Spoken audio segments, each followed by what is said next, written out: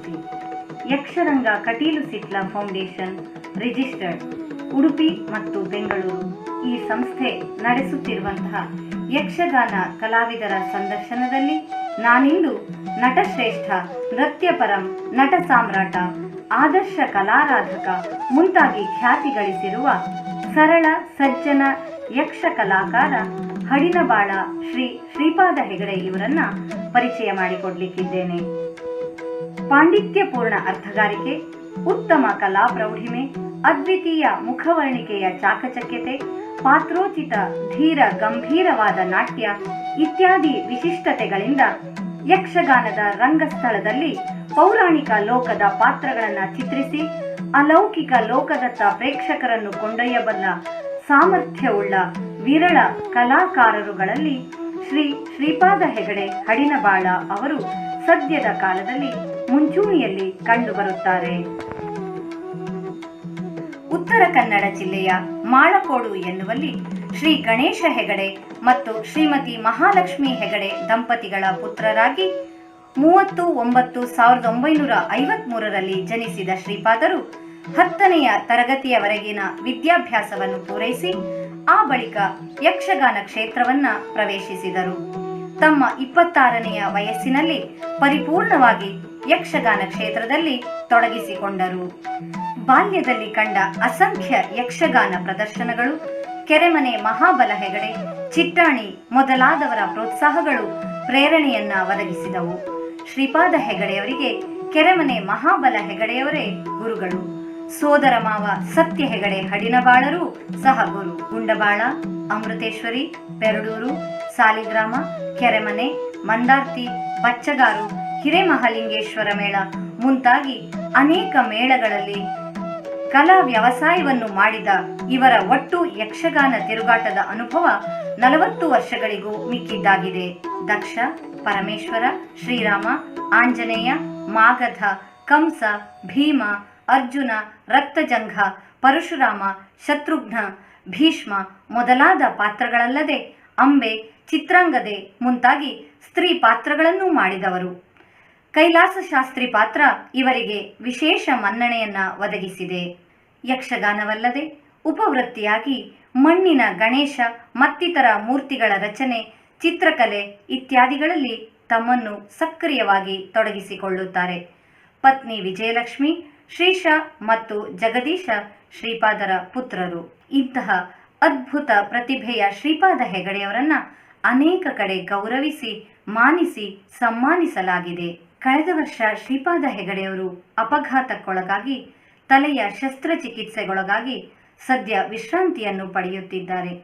ಆರ್ಥಿಕವಾಗಿ ತೀರಾ ಜರ್ಜರಿತವಾಗಿರುವಂತಹ ಈ ಕಲಾವಿದನ ಬಾಳಿಗೆ ಬೆಳಕನ್ನು ನೀಡಬೇಕಾದಂತಹ ತುರ್ತು ಅನಿವಾರ್ಯವಿದೆ. ಹಾಗಾಗಿ ಕಲಾಭಿಮಾನಿಗಳಾದ ನೀವೆಲ್ಲರೂ ಕೈ ಜೋಡಿಸೋಣ, ಆ ಕಲಾವಿದನ ಬಾಳನ್ನು ಹಸನು ಮಾಡೋಣ ಎಂಬ ಆಶಯವನ್ನು ವ್ಯಕ್ತಪಡಿಸುತ್ತಾ ನಮಸ್ಕಾರ. ಸರ್ ನಮಸ್ತೆ. ನಮಸ್ಕಾರ. ತಾವು ಕಳೆದ ಒಂದು 4 ದಶಕಗಳಿಂದ ಅಂದರೆ ಒಂದು 40 ವರ್ಷಕ್ಕೂ ಹೆಚ್ಚು ನೀವು ಬಡಗುತಿಟ್ಟು ಯಕ್ಷಗಾನ ಕ್ಷೇತ್ರದಲ್ಲಿ ಒಂದು ಅದ್ಭುತವಾದಂತಹ ಒಂದು ಹೆಸರನ್ನು ಗಳಿಸಿಕೊಂಡಿದ್ದೀರಿ. ಎಲ್ಲರೂ ಕೂಡ ಏನು ಹಡಿನಬಾಳ ಶ್ರೀಪಾದ ಹೆಗಡೆಯವರು ಅಂತಂದರೆ ಬಹಳ ಗೌರವದಿಂದ ತಮ್ಮ ಹೆಸರನ್ನು ಇದು ಮಾಡ್ತಾರೆ. ನನಗೆ ಕೂಡ ನಾನು ಹಲವಾರು ವೇಷಗಳನ್ನು ನಿಮ್ಮದು ನೋಡಿದ್ದೇನೆ. ಅದರಲ್ಲೂ ವಿಶೇಷವಾಗಿ ನಿನ್ನೆ ನಾನು ಆ ಮಾರುತಿಯ ಪಾತ್ರವನ್ನು ನಾನು ಪ್ರಥಮ ಬಾರಿ ನಿಮ್ಮದು ನೋಡುವುದು. ನನಗದು ಅತ್ಯಂತ ಏನು ಮನಸ್ಸಿಗೆ ನಾಟಿತು. ಮಾತ್ರ ಅಲ್ಲದೆ ಈಗ ಅವರು ಒಬ್ಬರು ಶ್ರೀಯುತರು ಹೇಳಿದರು ಭಾವಪರವಶತೆ ಉಂಟಾಯಿತು ಅಂತ ಹೇಳಿ. ನನಗೆ ಕೂಡ ಒಂದು 6-7 ಕಡೆ ನನಗೆ ಗೊತ್ತಿಲ್ಲದೆ ಕಣ್ಣೀರು ಬಂದದ್ದು ಹೌದು.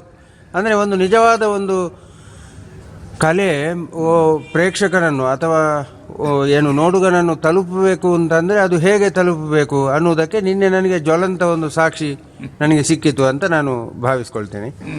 ಹೀಗೆ ನಿಮ್ಮ ಇಡೀ ಒಂದು ಯಕ್ಷ ಪಯಣದ ಬಗ್ಗೆ ನಾವೊಂದು ಮುಂದಿನ ಪೀಳಿಗೆಗೆ ಒಂದು ದಾಖಲೆಯಾಗಿ ಇರಲಿ, ನಮ್ಮ ನಡುವೆ ಎಂತೆಂಥ ಅದ್ಭುತ ಕಲಾವಿದರಿದ್ದರು ಆ ವಿಚಾರ ಮುಂದಿನ ಪೀಳಿಗೆಗೆ ಅದು ಗೊತ್ತಾಗಬೇಕು. ಅದರಿಂದ ಪ್ರಚೋದನೆ ಪಡ್ಕೊಂಡು ಅವರು ಕೂಡ ಸಾಧ್ಯವಾದಷ್ಟು ಒಳ್ಳೆಯ ರೀತಿಯಲ್ಲಿ ಈ ಚೇಷ್ಟೆಗಳನ್ನೆಲ್ಲ ಮಾಡದೆ ಒಳ್ಳೆಯ ರೀತಿಯಲ್ಲಿ ಮಾಡುವ ಒಂದು ಏನು ಆ ಒಂದು ಹುಮ್ಮಸ್ಸನ್ನು ಗಳಿಸಿಕೊಳ್ಳಿ ಅನ್ನೋ ಉದ್ದೇಶಕ್ಕೆ ಇದನ್ನು ಮಾಡ್ತಾ ಇರೋದು. ಮೊಟ್ಟ ಮೊದಲಿಗೆ ಸರ್, ನಾವು ನೇರ ಸಂದರ್ಶನಕ್ಕೆ ಬರುದಿದ್ರೆ ತಾವು ಯಕ್ಷಗಾನ ಕ್ಷೇತ್ರಕ್ಕೆ ಪದಾರ್ಪಣೆ ಮಾಡುವ ಅದಕ್ಕೆ ಏನು ಪದಾರ್ಪಣೆ ಮಾಡಲಿಕ್ಕೆ ಹಿನ್ನೆಲೆಯಾದಂತಹ ಸಂದರ್ಭವನ್ನು ಸ್ವಲ್ಪ ಹೇಳ್ತೀರಿ ಸರ್? ನಾವು ಮೂಲತಃ ಹೊನ್ನಾವರ ತಾಲೂಕು ಮಾಳ್ಕೋಡು ಎಂಬ ಗ್ರಾಮದವರು. ಅಲ್ಲಿ ಹುಟ್ಟಿ ಬೆಳೆದದ್ದು. ತಂದೆಯವರು ತೀರಿ ಹೋಗಿ ನಾವು ಅನಾಥರಾಗುವ ಸ್ಥಿತಿಯಲ್ಲಿ ನನ್ನ ತಾಯಿ ತವರು ಮನೆ ಹಡಿಯನ್ಬಾಳ್. ಹಡಿಯನ್ಬಾಳ್ ಸತ್ಯ ಹೆಗಡೆಯವರು ಅಂತ ನನ್ನ ತಾಯಿಯವರ ಅಣ್ಣ ಸೋದರ ಮಾವ. ಅವರು ಯಕ್ಷಗಾನ ಕಲಾವಿದರು. ಕೆರೆಮನೆ ಮೇಳದಲ್ಲಿ ಹೀಗೆಲ್ಲ ತಿರುಗಾಟ ಮಾಡಿ ಕೆರೆಮನೆ ಕುಟುಂಬದಿಂದ ಮೆಚ್ಚುಗೆಗೂ ಪಾತ್ರರಾದವರು. ಮತ್ತು ಬಹಳ ಕಾಲ ಕುಂಡಬಾಳ ಮೇಳವನ್ನು ನಡೆಸಿ ಯಜಮಾನರು ಒಳ್ಳೆಯ ಮುಖ್ಯ ವೇಷಧಾರಿಯಾಗಿ ಪ್ರಸಿದ್ಧರಾದವರು. ಕರೆಕ್ಟ್. ಹಾಂ, ನಾವು ತಂದೆಯವರನ್ನು ಕಳೆದುಕೊಂಡು ಅನಾಥರಾದಾಗ ನಮಗೆ ಹುಟ್ಟಿದ ಮನೆಯಲ್ಲಿ ಆಶ್ರಯ ತಪ್ಪಿದಾಗ ನಮ್ಮ ಮಾವನವರು ತಂದು ನಮ್ಗೆ ಆಶ್ರಯ ಕೊಟ್ಟರು. ಅವ್ರ ಮನೆಯಲ್ಲಿ ಆಗಾಗ ನಮ್ಮ ಅಡಿನ ಬಾಳೆಲ್ಲ ಆಟ ಆಗುವಾಗ ಈ ಕೆರೆಮನೆ ಮೇಳದವರು ಇವರೆಲ್ಲ ಬಿಡಾರ ಮಾಡೋ ಪದ್ಧತಿ ಇತ್ತು. ಅನೇಕ ಈ ಗುಂಡ್ವಾಳೆ ಮೇಳ ಅವ್ರದ್ದಾದ್ರಿಂದ ಅನೇಕ ಕಲಾವಿದರು ಮನೆಗೆ ಬರ್ತಿದ್ರು. ಅವರ ಒಡನಾಟದಲ್ಲಿ ನಾವು ಮತ್ತೆ ಬೇಸಿಗೆಯಲ್ಲಿ ಅಂದರೆ ಶಾಲೆ ರಜೆ ಇರುವಾಗ ಗುಂಡ್ವಾಳ ಆಟಕ್ಕೆ ಹೋಗಿ ಪದೇ ಪದೇ ನೋಡ್ತಿದ್ವು. ಅದರಲ್ಲಿ ತುಂಬ ಆಸಕ್ತಿ ಬೆಳೆದದ್ದು ಹಾಗೆ. ಅಲ್ಲಿ ಮುಖ್ಯ ಪ್ರಾಣ ದೇವಸ್ಥಾನ, ಆ ಸನ್ನಿಧಿಯಲ್ಲಿ ಎದುರಿಗೆ ಹೋಗಿ ನಾವು ಆಟ ನೋಡ್ತಿದ್ದೆವು. ಹುಡುಗರು ಧೂಳು ನೆಲಕ್ಕೆ ರಂಗಸ್ಥಳ ಹಿಂದುಗಡೆ ಬಂದು ಒಂದಿಷ್ಟು ಕುಣಿತಿದ್ದೆವು. ಅದು ಆಯಾ ಆಕಾರ ತಾಳ ಎಂಥದ್ದು ಅಲ್ಲ, ಅಂದರೆ ಆ ಉತ್ಸಾಹ ಹುಟ್ಟದ್ದು ಅಲ್ಲಿ. ಮತ್ತು ಆಗಿನ ಕಲಾವಿದರು ಪಾತ್ರ ತಲ್ಲೀನತೆ ಬಹಳ ದೊಡ್ಡ ಗುಣ ಇತ್ತು. ಕರೆಕ್ಟ್. ಆ ಪಾತ್ರ ತಲ್ಲೀನತೆ ನಮ್ಮ ಮೇಲೆ ತುಂಬ ಪ್ರಭಾವ ಬೀರ್ತಿತ್ತು. ಆಗ ನಮಗೆ ಒಂದಿಷ್ಟು ಸ್ಫೂರ್ತಿ ಇರ್ತಿತ್ತು. ನಾವಂದರೆ ಮನೆಯಲ್ಲಿರುವಾಗ ಮಸಿಯನ್ನು ಮುಖಕ್ಕೆ ಹಚ್ಕೊಂಡು, ಕಲ್ಲು ತೆಗೆದುಕೊಂಡು ಮುಖಕ್ಕೆ ಹಚ್ಕೊಂಡು, ಈ ಅಡಿಕೆ ಹಾಳೆಯನ್ನು ಪೊಗಡೆ ಮಾಡಿಕೊಂಡು ಆಡುವ ಅಷ್ಟು ಅಂದರೆ ನಾವು ಪ್ರಭಾವಿತರಾಗ್ತಿದ್ದೆವು. ನಾನೊಬ್ಬ ಕಲಾವಿದನಾಗಬೇಕು ಅಂತ ಆಲೋಚನೆ ಬರಲಿಲ್ಲ. ಆದರೆ ಆಟ ನೋಡಿದ್ರೂ ಅತ್ಯಂತ ಆಸಕ್ತಿ ಬೆಳೀತು ನನಗೆ. ಹಾಗೆ ಬದುಕಿನಲ್ಲಿ ಬೆಳೆದ ಮೇಲೆ ನಾನು SSLC ಮುಗಿಸಿದ ಆನಂತರ PUC ನನಗೆ ಪೂರೈಸಲಿಕ್ಕೆ ಆಗಲಿಲ್ಲ. ನಾನು ಅರೆ ಅಂಗಡಿ ಎಂಬಲ್ಲಿ ಕಲ್ಬಾ ಗೋವಿಂದ ಹೆಗಡೆಯವರು ಅಂತಿದ್ದಾರೆ. ಅವರು ಚೇರ್ಮನ್ರಾಗಿದ್ದರು. ಅವ್ರು ಯಾರು ಅಂದರೆ ಈ ಪರಮೇಶ್ವರ ಹೆಗಡೆ ಅಂತ ಸಂಗೀತ ತುಂಬ ಖ್ಯಾತಿ ಮಾಡಿದ್ದಾರೆ. ಹೌದು ಹೌದು. ಅವ್ರ ತಂದೆಯವರು. ಅವರು ಚೇರ್ಮನ್ರಾಗಿರುವ ಸೊಸೈಟಿಯಲ್ಲಿ, ಸಹಕಾರಿ ಸಂಘದಲ್ಲಿ ನನಗೊಂದು ಕ್ಲಾರ್ಕ್ ಸೇವೆ ಉದ್ಯೋಗ ಕೊಟ್ಟು. ಅವರು ತುಂಬ ಕಲಾವಿದರ ಕುಟುಂಬ, ಶಾಸ್ತ್ರೀಯ ಸಂಗೀತ ಕುಟುಂಬ. ಅವರು ಒಳ್ಳೆ ನಾಟಕದ ನಿರ್ದೇಶಕರು, ಪಾತ್ರಧಾರಿಗಳು ಆಗಿದ್ದರು. ಯಾರು? ಗೋವಿಂದ ಹೆಗಡೆ. ಅಲ್ಲಿ ಸುತ್ತಮುತ್ತಲೂ ಆಗುವ ಶಾಲಾ ಕಾರ್ಯಕ್ರಮದಲ್ಲಿ ಅಲ್ಲಿ ಹಳೆಯ ವಿದ್ಯಾರ್ಥಿಗಳ ಸಂಘದಿಂದ ನಾಟಕಗಳಾಗುವಂಥ ಕಾಲ ನನ್ನನ್ನು ಒಂದು ವೇಷಧಾರಿಯಾಗಿ ತಗೊಳ್ತಿದ್ರು. ಆಗ ರಂಗ ಪ್ರವೇಶಕ್ಕೆ ಅನುವಾದದ್ದು. ಕರೆಕ್ಟ್. ಹಾಗೆ ಆ ಬಣ್ಣದ ಗೀಳು ಹತ್ತಿತ್ತು ಅಲ್ಲಿ. ಕಡೆಗೆ ಸೊಸೈಟಿಯಲ್ಲಿ ನಿಮಗೆ ಸಂಬಳ ಕಡಿಮೆ, ನೀವು ಸ್ವಂತ ಉದ್ಯೋಗ ಮಾಡ್ಕೊಂತ ನಮ್ಮನ್ನು ಆಶೀರ್ವಾದಿಸಿದರು. ಅವರೇ ನನ್ನ ಹೊಲಿಗೆ ಕಲೀಲಿಕ್ಕೆ ಕಳಿಸಿದ್ರು. ಟೇಲ್ರಿಂಗ್ ಕಲ್ತಿದ್ದೆ. ಕಡೆ ಟೇಲ್ರಿಂಗ್ನಲ್ಲಿ ಜೀವನ ಸಾಗಿಸ್ತಾ ಇದ್ದೆ. ಆಮೇಲೆ ಮಳೆಗಾಲದಲ್ಲಿ ಟೇಲ್ರಿಂಗ್ ಕಡಿಮೆ ಇರ್ತಿತ್ತು ಆ ಕಾಲದಲ್ಲಿ. ಕರೆಕ್ಟ್. ನಾನು ಮಣ್ಣಿನ ಗಣಪತಿ ಮಾಡುವ ಕೆಲಸ ಮಾಡ್ತಿದ್ದೆ. ಅಂದರೆ ಖಾಲಿ ಇರಬಾರ್ದು ಅಂತ. ನಾವು ಬಂಡವಾಳ ಇಲ್ಲದಿದ್ದು ಉದ್ಯೋಗ ಆಗಬೇಕು, ಯಾಕೆಂದರೆ ಆರ್ಥಿಕವಾಗಿ ಸಬಲರ. ಕರೆಕ್ಟ್. ಹೌದು. ಆ ಕಾಲದಲ್ಲಿ ನಮ್ಮ ಮಾವನವರು ಮೇಳಕ್ಕೆ ನಂತರ ವರ್ಷ ಸಾಮಾನ್ಯ ಒಂದು 75ನೇ ಇಸ್ವಿ, 75-76 ಅವರು ಅಡುಗೆ ಮಾಡಲಿಕ್ಕೆ ಅವ್ರ ಹೊತ್ತಿಗೆ ಬರ್ತಿದ್ರು. ಆ ವರ್ಷ ಅವರಿಗೇನೋ ತೊಂದರೆ ಆಗಿ, ನನ್ನ ತಾಯಿಯವ್ರ ತಂಗಿ ಈ ವರ್ಷ ಒಂದು ವರ್ಷ ಅದು ಒಂದೇ ಕಡೆ ಆಟ ಆಗೋದು ಗುಂಡುಬಾಳ ಮೇಳ ಅಂದರೆ. ಹೌದು ಹೌದು, ಗೊತ್ತು ಗೊತ್ತು. ಸ್ವಲ್ಪ ಅಡುಗೆ ಮಾಡಲಿಕ್ಕೆ ಬರಬೇಕಾಗಿತ್ತು ಅಂತ ಒಂದು ಮಾತು ಕೇಳಿದ್ರು.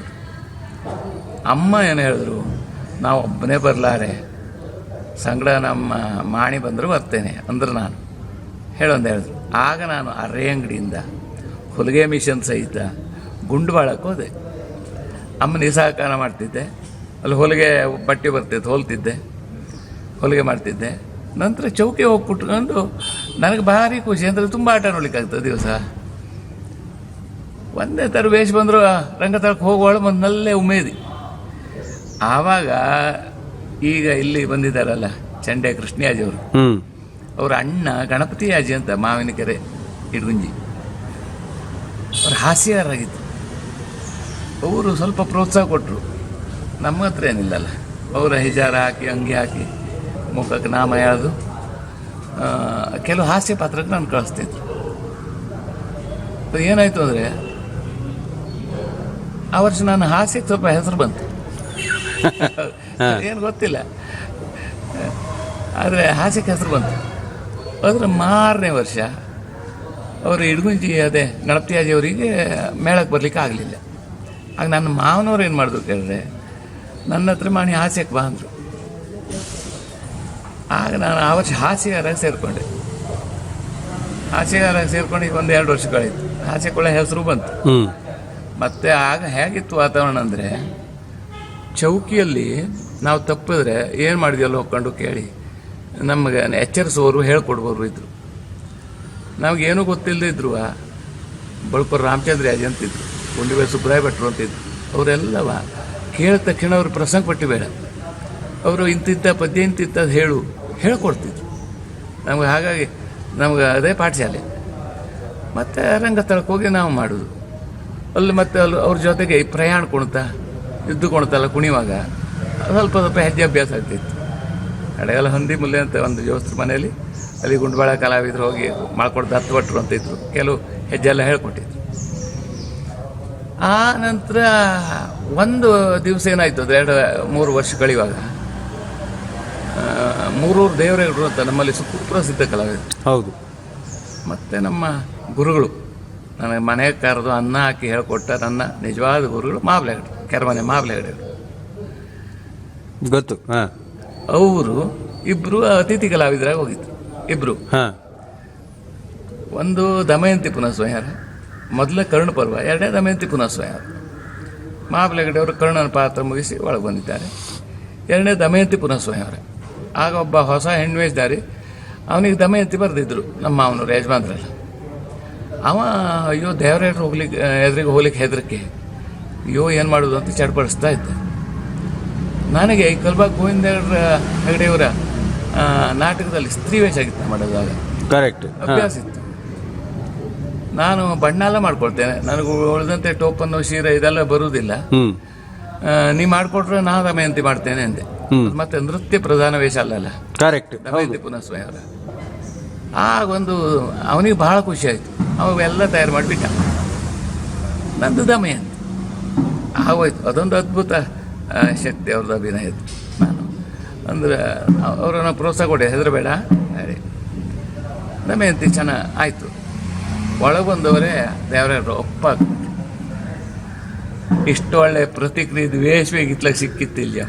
ಸಂತೋಷ ಆಯ್ತು, ನೀ ಚಲೋ ವೇಷ ಮಾಡು, ಬರೀ ಆಸೆ ಮಾಡ. ಆ ಪ್ರಸಂಗವನ್ನು ಮಾಬ್ಲೆಗಡೆಯವರು ಹೋಗಿ ನೋಡ್ತಾ ಇದ್ದಿದ್ರು. ನೇರವಾಗಿ ಬಂದರು ಚೌಕಿ.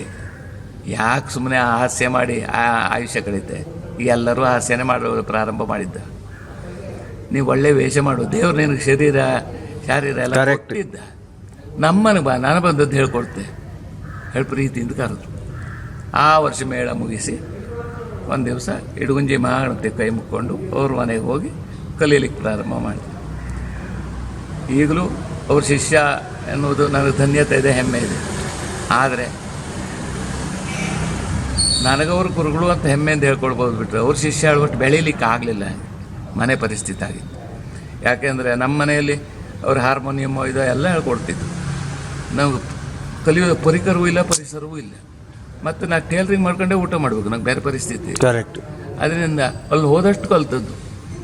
ಅವ್ರು ತುಂಬ ಪ್ರೋತ್ಸಾಹ ಕೊಟ್ಟರು, ಒಳ್ಳೊಳ್ಳೆ ವೇಷ ಕೊಡಿಸೋದು. ಅವ್ರು ನನ್ನಲ್ಲಿ ಏನು ಗುರುತಿಸಿದ್ರು ನನಗೆ ಗೊತ್ತಿಲ್ಲ. ಹಾಗೆ ಏನು ಮಾಡ್ತಿದ್ರು ಅಂದರೆ, ಅವರು ಭೀಷ್ಮ ವಿಜಯ ಆದರು, ಅವರು ಪ್ರಖ್ಯಾತ ಭೀಷ್ಮ ಅಲ್ಲ. ಅಂಬೆ ಯಾರಾದಿತ್ತು, ಆ ಗಜಾನಗರ ಇಲ್ಲ, ಆ ಶ್ರೀಪಾದಿಗೆ ಹೇಳಿ ಕಳಿಸ್ತಿದ್ರು. ಹೀಗೆ ನನ್ನ ಮೇಲೆ ಅತ್ಯಂತ ಪ್ರೀತಿ ಇತ್ತು. ಅವರು ಸುಧನ್ನು ಆದರೆ ಅರ್ಜುನ ಯಾರವಳಿ ಅಂತ ಸಲ ಉಡುಪಿಲಿ ಶ್ರೀಪಾದಿಗೆ ಹೇಳಿ ಕಳಿಸಿದ್ರು. ಹೀಗೆ ಅಷ್ಟು ಪ್ರೋತ್ಸಾಹ ಕೊಟ್ಟು ನನ್ನನ್ನು ಬೆಳೆಸಿದ್ದಾರೆ ಅವರು ಪ್ರೀತಿಯಿಂದ. ಮತ್ತು ನನ್ನ ಬಗ್ಗೆ ಏನಾದರೂ ಒಳ್ಳೆಯ ಅಭಿಪ್ರಾಯ ಪೇಪರ್ನಲ್ಲಿ ಬಂದರೆ ಅವ್ರು ಕಾದಿರ್ತಿದ್ರು, ನಾ ಮತ್ತೆ ಅವ್ರ ಮನೆಗೆ ಹೋಗೋಲ್ಲಿವರೆಗೆ. ಇಷ್ಟು ಪ್ರೀತಿಯಿಂದ ಅವರ ಆಶೀರ್ವಾದದಿಂದ ನನಗೆ ಆತ್ಮವಿಶ್ವಾಸ ಬೆಳೀತು. ಅಲ್ಲದಿದ್ದರೆ ಸಲಾಮು ತಕ್ಕೋ ಮಣಿಪುರದವ್ರಿ ಅಂತ ಹಾಸ್ಯ ಮಾಡ್ಕೊತಿದ್ದವನಿಗೆ Correct. ಗಟ್ಟಿ ಮಾತಾಡೋ ಅಭ್ಯಾಸ ಇಲ್ಲ. ಹೀಗೆ ಗುಂಡವಾಳ ಮೇಳದಲ್ಲಿದ್ದ ನಾನು ತಿರುಗಾಟದ ಟೆಂಟ್ ಮೇಳಕ್ಕೆ ಬರುವುದಕ್ಕೆ ಒಂದು ಘಟನೆ ಉಂಟು. ಹಾಂ ಹಾಂ ಹೌದೌದು ಹೇಳಿ. ಒಮ್ಮೆ ಚಿಟ್ಟಾಣಿಯವರು ಹೀಗೆ ಅವರೆಲ್ಲ ಅಲ್ಲಿಂದ ಹೊರಬಿದ್ದ ಕಲಾವಿದರು. ಹೌದೌದು ಎಲ್ಲರೂ ಗುಂಡವಾಳದಿಂದ ಹೊರಬಿದ್ದವ್ರೆ. ಹೌದೌದು. ಒಮ್ಮೆ ಅವರು ಸೇವೆಗೆ ಹೋದಾಗ ಬ್ರಹ್ಮಕಪಾಲ ಪ್ರಸಂಗ. ಆ ದಿವಸ ಈಗಿನಾಗಲ್ಲ, ಮೊದಲು ಈ ಬ್ರಹ್ಮಕಪಾಲದಲ್ಲಿ ಒಂದು ಶನಿ ಪಾತ್ರ ತಗೊಳ್ತಿದ್ರು. ಓ ಅಚ್ಚಾ ಅಚ್ಚಾ. ಹಾಂ ಇದೆ ಅದು ಈಗ ಇದೆ, ಅದು ಬಿಟ್ಟಿದ್ದಾರೆ. ಬಿಟ್ಟಿದ್ದಾರೆ. ಹೌದು ಪದ್ಯ ಇದೆ, ಆ ಪಾತ್ರ ಬಿಟ್ಟಿದ್ದಾರೆ, ಸನ್ನಿವೇಶ ಬಿಟ್ಟಿದ್ದಾರೆ. ಆ ಪಾತ್ರ ನನಗೆ ಬರೆದಿದ್ದು, ಅಂದರೆ ಉಳಿದವ್ರಿಗೆ ಯಾರು ಪುರ್ಸತ್ತಿಲ್ಲ. ನನಗೆ ಮೇಕಪ್ನಲ್ಲಿ ಮೊದಲಿಂದ ಸ್ವಲ್ಪ ಹಿಡ್ತ, ಅದು ಗಣಪತಿ ಮಾಡುವುದಕ್ಕೆ ಆಗಲೇ ಪ್ರಾರಂಭ ಮಾಡಿದ್ದೆ. ಹೌದು ಕರೆಕ್ಟ್. ಬಣ್ಣದಲ್ಲಿ ಆಸಕ್ತಿ ಇತ್ತು. ನಾ ಕಂಡ ಕ್ಯಾಲೆಂಡರ್ ಎಲ್ಲ ನೋಡ್ತೇನೆ, ಸಿನಿಮಾ ಪೋಸ್ಟರ್ ನೋಡ್ತೇನೆ. ಅಲ್ಲಿ ಒಂದು ಮುಖ ಉಬ್ಬ ಕಾಣುವುದು ಹೇಗೆ, ತಗ್ಗ ಕಾಣುವುದು ಹೇಗೆ, Correct. ಅಲ್ಲಿ ಬಣ್ಣ ವಿನ್ಯಾಸ ಎಂಥದ್ದು, ಇದನ್ನು ಗಮನಿಸುವ ಸ್ವಭಾವ ಮೊದಲಿಂದ ಇತ್ತು. ಮತ್ತು ಸ್ವತಃ ನನಗೆ ನನ್ನ ಶಾಲೆ ಪಠ್ಯಪುಸ್ತಕಗಳಲ್ಲಿ ಹೆಚ್ಚು ಚಿತ್ರಗಳೇ ಇರ್ತಿತ್ತು. ಚಿತ್ರ ಬಿಡಿಸೋದು ಒಂದು ಹವ್ಯಾಸ ನನಗೆ. ಗೋವಿಂದ ಹೆಗಡೆ ಅವರು ನನಗೆ ಗಣಪತಿ ಮಾಡಲಿಕ್ಕೆ ಹೇಳಿದ್ದು ಅದಕ್ಕೆ, ನಿನಗೆ ಚಿತ್ರದಲ್ಲಿ ಅಷ್ಟು ಆಸಕ್ತಿ ಇದ್ದರೆ ಮಳೆಗಾಲದಲ್ಲಿ ಗಣಪತಿ ಮಾಡು, ನಿನಗೆ ಅದೊಂದು ಉದ್ಯೋಗವಾಗ್ತು. ಹಾಗೆ ನಾನು ಶನಿ ಮೇಕಪ್ ಮಾಡಿಕೊಂಡೆ, ಒಂದು ಶನಿ ಪಾತ್ರ ಮಾಡಿದೆ. ಅದೊಂದು ಚಿಟ್ಟಾಣಿಯವ್ರು ಗಮನಿಸಿದ್ದು ಮಾತ್ರ ಅಲ್ಲ, ಅವರು ವೇಷ ಮುಗಿದ್ಕೊಳ್ಳೆ ಬರುವ ವರ್ಷ ನಮ್ಮ ಮೇಳಕ್ಕೆ ಬರ. ನನಗೆ ಅದೆಲ್ಲ ಬಿಸಿನೀರು ಇದ್ದಂಗೆ ಆಯ್ತು. ನಮ್ಮ ಮೇಳಕ್ಕೆ ಹೋಗ್ಲಿ ನನಗೆ ಅದು ಗೊತ್ತು. ಇಲ್ಲಿಯರ ಅವ್ರಿಗೆ ಹಂಗೆ ಏನು ಬಂದಂತ ಅಂದರೆ ಹಾಗಲ್ಲ, ಮಾವನ ಮೇಳಿದ್ದು ಬರೋ ವರ್ಷ ಮಾವಂಗೆ ನಾ ಬೇಕು, ಮತ್ತು ಇಲ್ಲಿ ಬೇರೆ ಆಸೆಗಳಿಲ್ಲ. ಮತ್ತು ಮಾವನ ಆಶ್ರಯದಲ್ಲಿ ಬೇಡ ನಮಗೆ ಅದು ಹಾಗೆ ಅವ್ರಿಗೆ ಧಿಕ್ಕಾರ ಮಾಡಿ, ಮತ್ತು ನಮಗೆ ಎಂಥ ಆಪತ್ತಿದ್ರು ಅವರೇ ನಮಗೆ ಆಶ್ರಯ ಹೇಳಿದೆ. ಆದರೆ ಆ ಚಿಟ್ಟಾಣಿಯವರು ಪ್ರೀತಿಯಿಂದ ಬಂದು ನಾನು ಮಳೆಗಾಲದಲ್ಲಿ ಗಣಪತಿ ಮಾಡೋ ಹೊತ್ತಿನಲ್ಲಿ ನಮ್ಮ ಸೋದರ ಮಾವನ ನಮ್ಮ ಹಡಿನ ಮನೆಯಿಂದ ಹತ್ತಿರ ಅವ್ರ ಮನೆಗೆ ಹೋಗಿ ಅವರಲ್ಲಿ ವಿಷಯ ಹೇಳಿ ಒಪ್ಪಿಸಿ ನಮ್ಮನೆ ಬಂದು ನಮ್ಮ ಮಾವನೇ ಅಡ್ಡಿಲೆ ಮಾಡಿ ನೀ ಮೇಳಕ್ಕೆ ಹೋಗು, ನಿಂಗೆ ಒಳ್ಳೇದಾಗುತ್ತೆ ಒಳ್ಳೆ ತಾ ಹೇಗಾರು ಸುಧಾರಿಸುತ್ತೆ. ಚಿಟ್ಟಾಣಿಯವರು ನನ್ನ ಪ್ರೀತಿಯಿಂದ ಕರ್ಕೊಂಡು ಬಂದದ್ದು. ಅವ್ರು ನನ್ನಲ್ಲಿ ಏನು ಕಂಡ್ರೋ ಗೊತ್ತಿಲ್ಲ. ಅಷ್ಟಾಗಿ ಆ ವರ್ಷ ಎಷ್ಟೋ ಒಂದೂವರೆ ಸಾವಿರ ಹೊಸದಾಗ ಸೇರಿದವ್ರಿಗೆ ಕೊಡೋದು.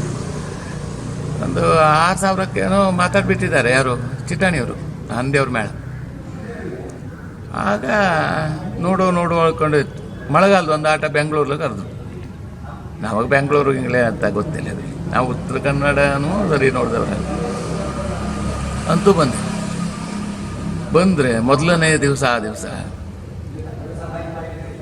ಕಾರ್ತವೀರ್ಯಾರ್ಜುನ ಸಮಗ್ರ ರೇಣುಕಾ ಮಹಾತ್ಮೆ ಒಂದು ಪ್ರಸಂಗ. ಮಹಾಬಲೇಶ್ವರ ತಿಥಿ ಕಲಾವಿದರಾಗಿದ್ದರು. ಲೀಸ್ಟ್ ನಮ್ಮ ಉಪ್ಪೂರು ಭಾಗದ ಶಿಸ್ತು ಭಾಳ ಚಂದ. ಅವರು ಲೀಸ್ಟೆಲ್ಲ ಮಾಡಿ ಇಟ್ಟಿದ್ರು. ನೋಡ್ತೇನೆ ಅಂದ ಕಾರ್ತವೀರ್ಯ ರಾವಣ, ಚಿಟ್ಟಾಣಿಯವರು ಕಾರ್ತವೀರ್ಯ, ನಾವು ಮತ್ತು ಉಪ್ಪೂರು ದ್ವಂದ್ವ. ನನಗೆಲ್ಲ ಕಲ್ಪನೆ ಮಾಡೋಕ್ಕೂ ಆಗೋದಿಲ್ಲ, ಸಾಧ್ಯವೇ. ಆಗ ಎಂತ ಮಾಡೋದು, ಉಪ್ಪೂರು ಭಾಗವತ್ರ ಒಂದು ರೂಮ್ ಇದೆ ಬೇರೆ, ಅವ್ರದ್ದು ಗುರು ನರಸಿಂಹ ಕಲ್ಯಾಣ ಮಠದ್ದು. ಹೋಗಿ ಅವರ ಪಾದ ಬಿಟ್ಟು ನಮಸ್ಕಾರ ಮಾಡಿ, ನಾ ಹಾಸ್ಯ ಮಾಡ್ಕೊತಿದ್ದ ಭಾಗವತ್ರೆ, ನನಗೆ ಅಂತೂ ಗೊತ್ತಿಲ್ಲ, ನನಗೆ ಯಾವ್ದಾದ್ರು ಸಣ್ಣ ಪಾತ್ರ ಹಾಕ್ರೆ ಸಾಕಾಗಿತ್ತು ಅಂದೆ. ದೇವರಿದ್ದ ಹೆದರಬೇಡ ಅಂದ್ಬಿಟ್ರು ಅವರು. ಅವರಿಗೆಲ್ಲ ಹೇಗೆ ಧೈರ್ಯ ಬಂತು ಗೊತ್ತಿಲ್ಲ. ಕಡೆಗೆ ಮಹಾಬಲೇಶ್ವರ ಇದ್ರಲ್ವ, ಮಹಾಬಲೇಶ್ವರ ನಾನು ಒಂದೇ ರೂಮ್ನಲ್ಲಿ. ಮಹಾಬಲೇಶ್ವರ ಕೂಡ ಹಿಂಗೆ ರಾವಣ ಬರುತ್ತಾ, ನನಗೆ ಎಂತ ಮಾಡೋದು ಗೊತ್ತಾಗಲಿಲ್ಲ. ಅದು ಸ್ವಲ್ಪ ಆತ್ಮವಿಶ್ವಾಸದಿಂದ ಮಾಡೋಕ್ಕಾಗ್ತು. ಪಾತ್ರ ಅರ್ಥ ಮಾಡ್ಕೊಂಡು ಮಾಡಿದ್ರೆ ಪಾತ್ರ ಸಕ್ಸಸ್ ಆಗ್ತು. ಆ ವಿಷಯದಲ್ಲಿ ಅನುಮಾನಕ್ಕೆ ಬೀಳೋಕ್ಕಿಂತ ಅಧ್ಯಯನ ಮಾಡೋದು ಒಳ್ಳೆಯದು. ಭಾಳ ಕರೆಕ್ಟ್. ಭಾಳ ಅದು ಹಸಿಗೋಡೆ ಹೊರಳಿಟ್ಟಾಗ ಆ ಮಾತು ಇಂದು ನನ್ನ ಬದುಕಿನ ದಾರಿ ದೀಪ ಅಂದರೆ ಅವರೇ, ಅವ್ರದ್ದು ವಾಕ್ಯಗಳೇ. ಹೇಳಿದ್ರೋ ಇಲ್ವೋ? ಹಂಗಾರೆ ನಂಗೆ ಏನಾಯ್ತು, ಮೊದಲು ಪ್ರಸಂಗ ಪದ್ಯ ನೋಡ್ಕೊ, ನಿನ್ನ ಪದ್ಯ ಇದ್ರ ಪದ್ಯ ಎಲ್ಲ ನೋಡ್ಕೊಳಕ್ಕಾಗ್ತು, ಪ್ರಸಂಗಕ್ಕೆ ಅನುಗುಣವಾಗಿ ಹೋಗೋಕ್ಕಾಗ್ತು. ಭಾಗವತರ ಹತ್ರ ಪ್ರಸಂಗ ಪಟ್ಟಿದಂತೆ ಓದ್ಕೊಂಡೆ. ಕಡೆ ಮಹಾಬಲೇಶ್ವರ ಏನಂದ್ರು ಅಂದರೆ ಪಾತ್ರ ಸ್ವಭಾವವನ್ನು ವಿವರಿಸಿದರು. ಈ ಪ್ರಸಂಗದಲ್ಲಿ ಆ ಪಾತ್ರ ಸ್ಥಾನ ಯಾವುದೊಳಗೆ ಗುರುತು, ಕರೆಕ್ಟ್. ಮತ್ತೆ ಇಡೀ ಪಾತ್ರದ ಧೋರಣೆ ಏನು ಅಂತ ಹೇಳ್ಕೊಟ್ಟು ಇದಿಷ್ಟು ತಲೆಯಲ್ಲಿ ಇಟ್ಕೊಂಡು ಆ ಪದ್ಯಕ್ಕೆ ಅರ್ಥ ಮಾಡ್ಕೊಂತ ಹೇಗೆ ಆಗ ಆಯ್ತು. ಆ ದಿವಸ ರಾವಣ ಏನ ಪದ್ಯ ಎಲ್ಲ ಉಂಟ, ಪರದೆ ಮೇಲೆ ಎತ್ತಬೇಕಾದ್ರೆ ನನಗೇನು ಉಸಿರು ಮೇಲೆ ಹೋದಂಗೆ ಆಗ್ತದೆ. ಆದರೆ ಪೂರ್ವ ಭಾಗವತರ ಪದ್ಯ ಚೈತನ್ಯ ಅದನ್ನು ನನ್ನಿಂದ ರಾವಣ ಮಾಡಿಸಿ ಅದ್ಭುತ. ಆ ಕಳಕುಲೇಶ್ವರನ ಗೊತ್ತಾತ, ಈ ಕೈಲಿ ಇದು ಕತ್ತಿ ಒಂದು ತಿರುಸಿ ಈ ಕೈಲಿ ಇಟ್ಟು ಹೀಗೊಂದು ಮೀಸೆ ಮೇಲೆ ಕೈ ಹಾಕಿದೆ, ಇಡೀ ಸಭೆ ಚಪ್ಪಾಳೆ ದೊಡ್ಡ. ಆಗೆಲ್ಲ ಕಿಕ್ಕಿದ ಜನ ಆಗ್ತಿದ್ರು. ಹೌದು. ಮತ್ತು ನಿಮ್ಮ ಸಿನಿಮಾ ನಟರು ಶ್ರೀನಾಥ್ ಅವರೆಲ್ಲ ಬಂದಿದ್ರು, ಎದುರಿಗೆ ಕಾರಂತರು.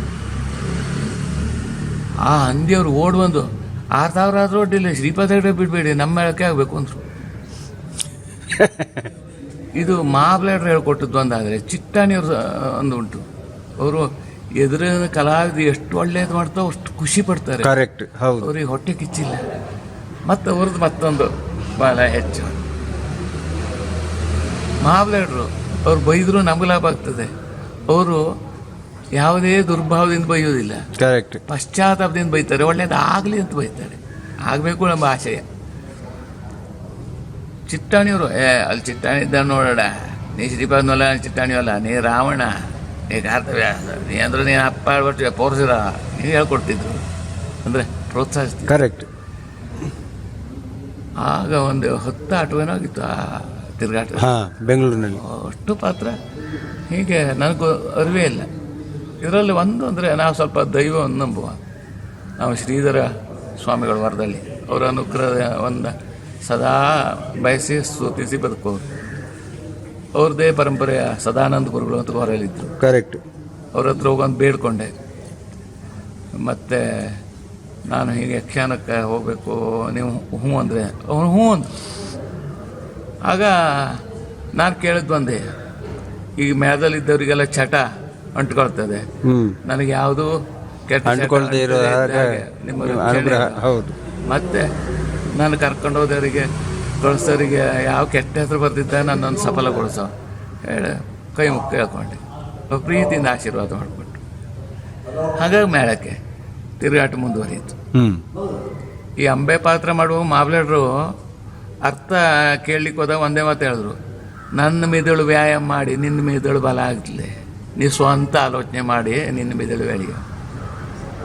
ನೀ ಕರೆಕ್ಟ್ ಬರ್ಕೊಡೋದಲ್ಲ ಅಂತ ಅರ್ಥ ನೀ ಬರ್ಕವ, ನೀ ಕನ್ನಡ ಬರ್ತಿದ್ದು ಅವಶ್ಯಕತೆ ಇದ್ದು ನಾ ಮಾಡ್ಕೊಡ್ತಾ ಇದ್ದು.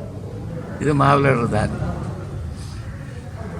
ಹೀಗೆ ಪ್ರಯಾಣ ಹೀಗೆ ಸಹ ಕಲಾವಿದರು. ಉಪ್ಪೂರು ಭಾಗವತರಲ್ಲಿ ಅನೇಕ ಒಳ್ಳೆ ಪಾತ್ರಗಳು ಹುಟ್ಟಿವೆ. ಕಪ್ಪೆಕೆರೆ ಭಾಗವತರು ಅವರು ಉಪ್ಪೂರು ಭಾಗವತರಂಗೆ ತುಂಬ ಪವರ್ಫುಲ್ ಭಾಗವತರು. ಅವರ ಕಂಠ ಪ್ರೇಕ್ಷಕರಿಗೆ ಭಾಳ ಆಕರ್ಷಕ ಅಲ್ಲ, ಆದರೆ ಅವ್ರ ಭಾಗವತ್ಗೆ ಈ ಇವರಿಗೆ ಯಾರಿಗೆ ಕಲಾವಿದರಿಗೆ ತುಂಬ ಪ್ರೇರಕ. ಕರೆಕ್ಟ್.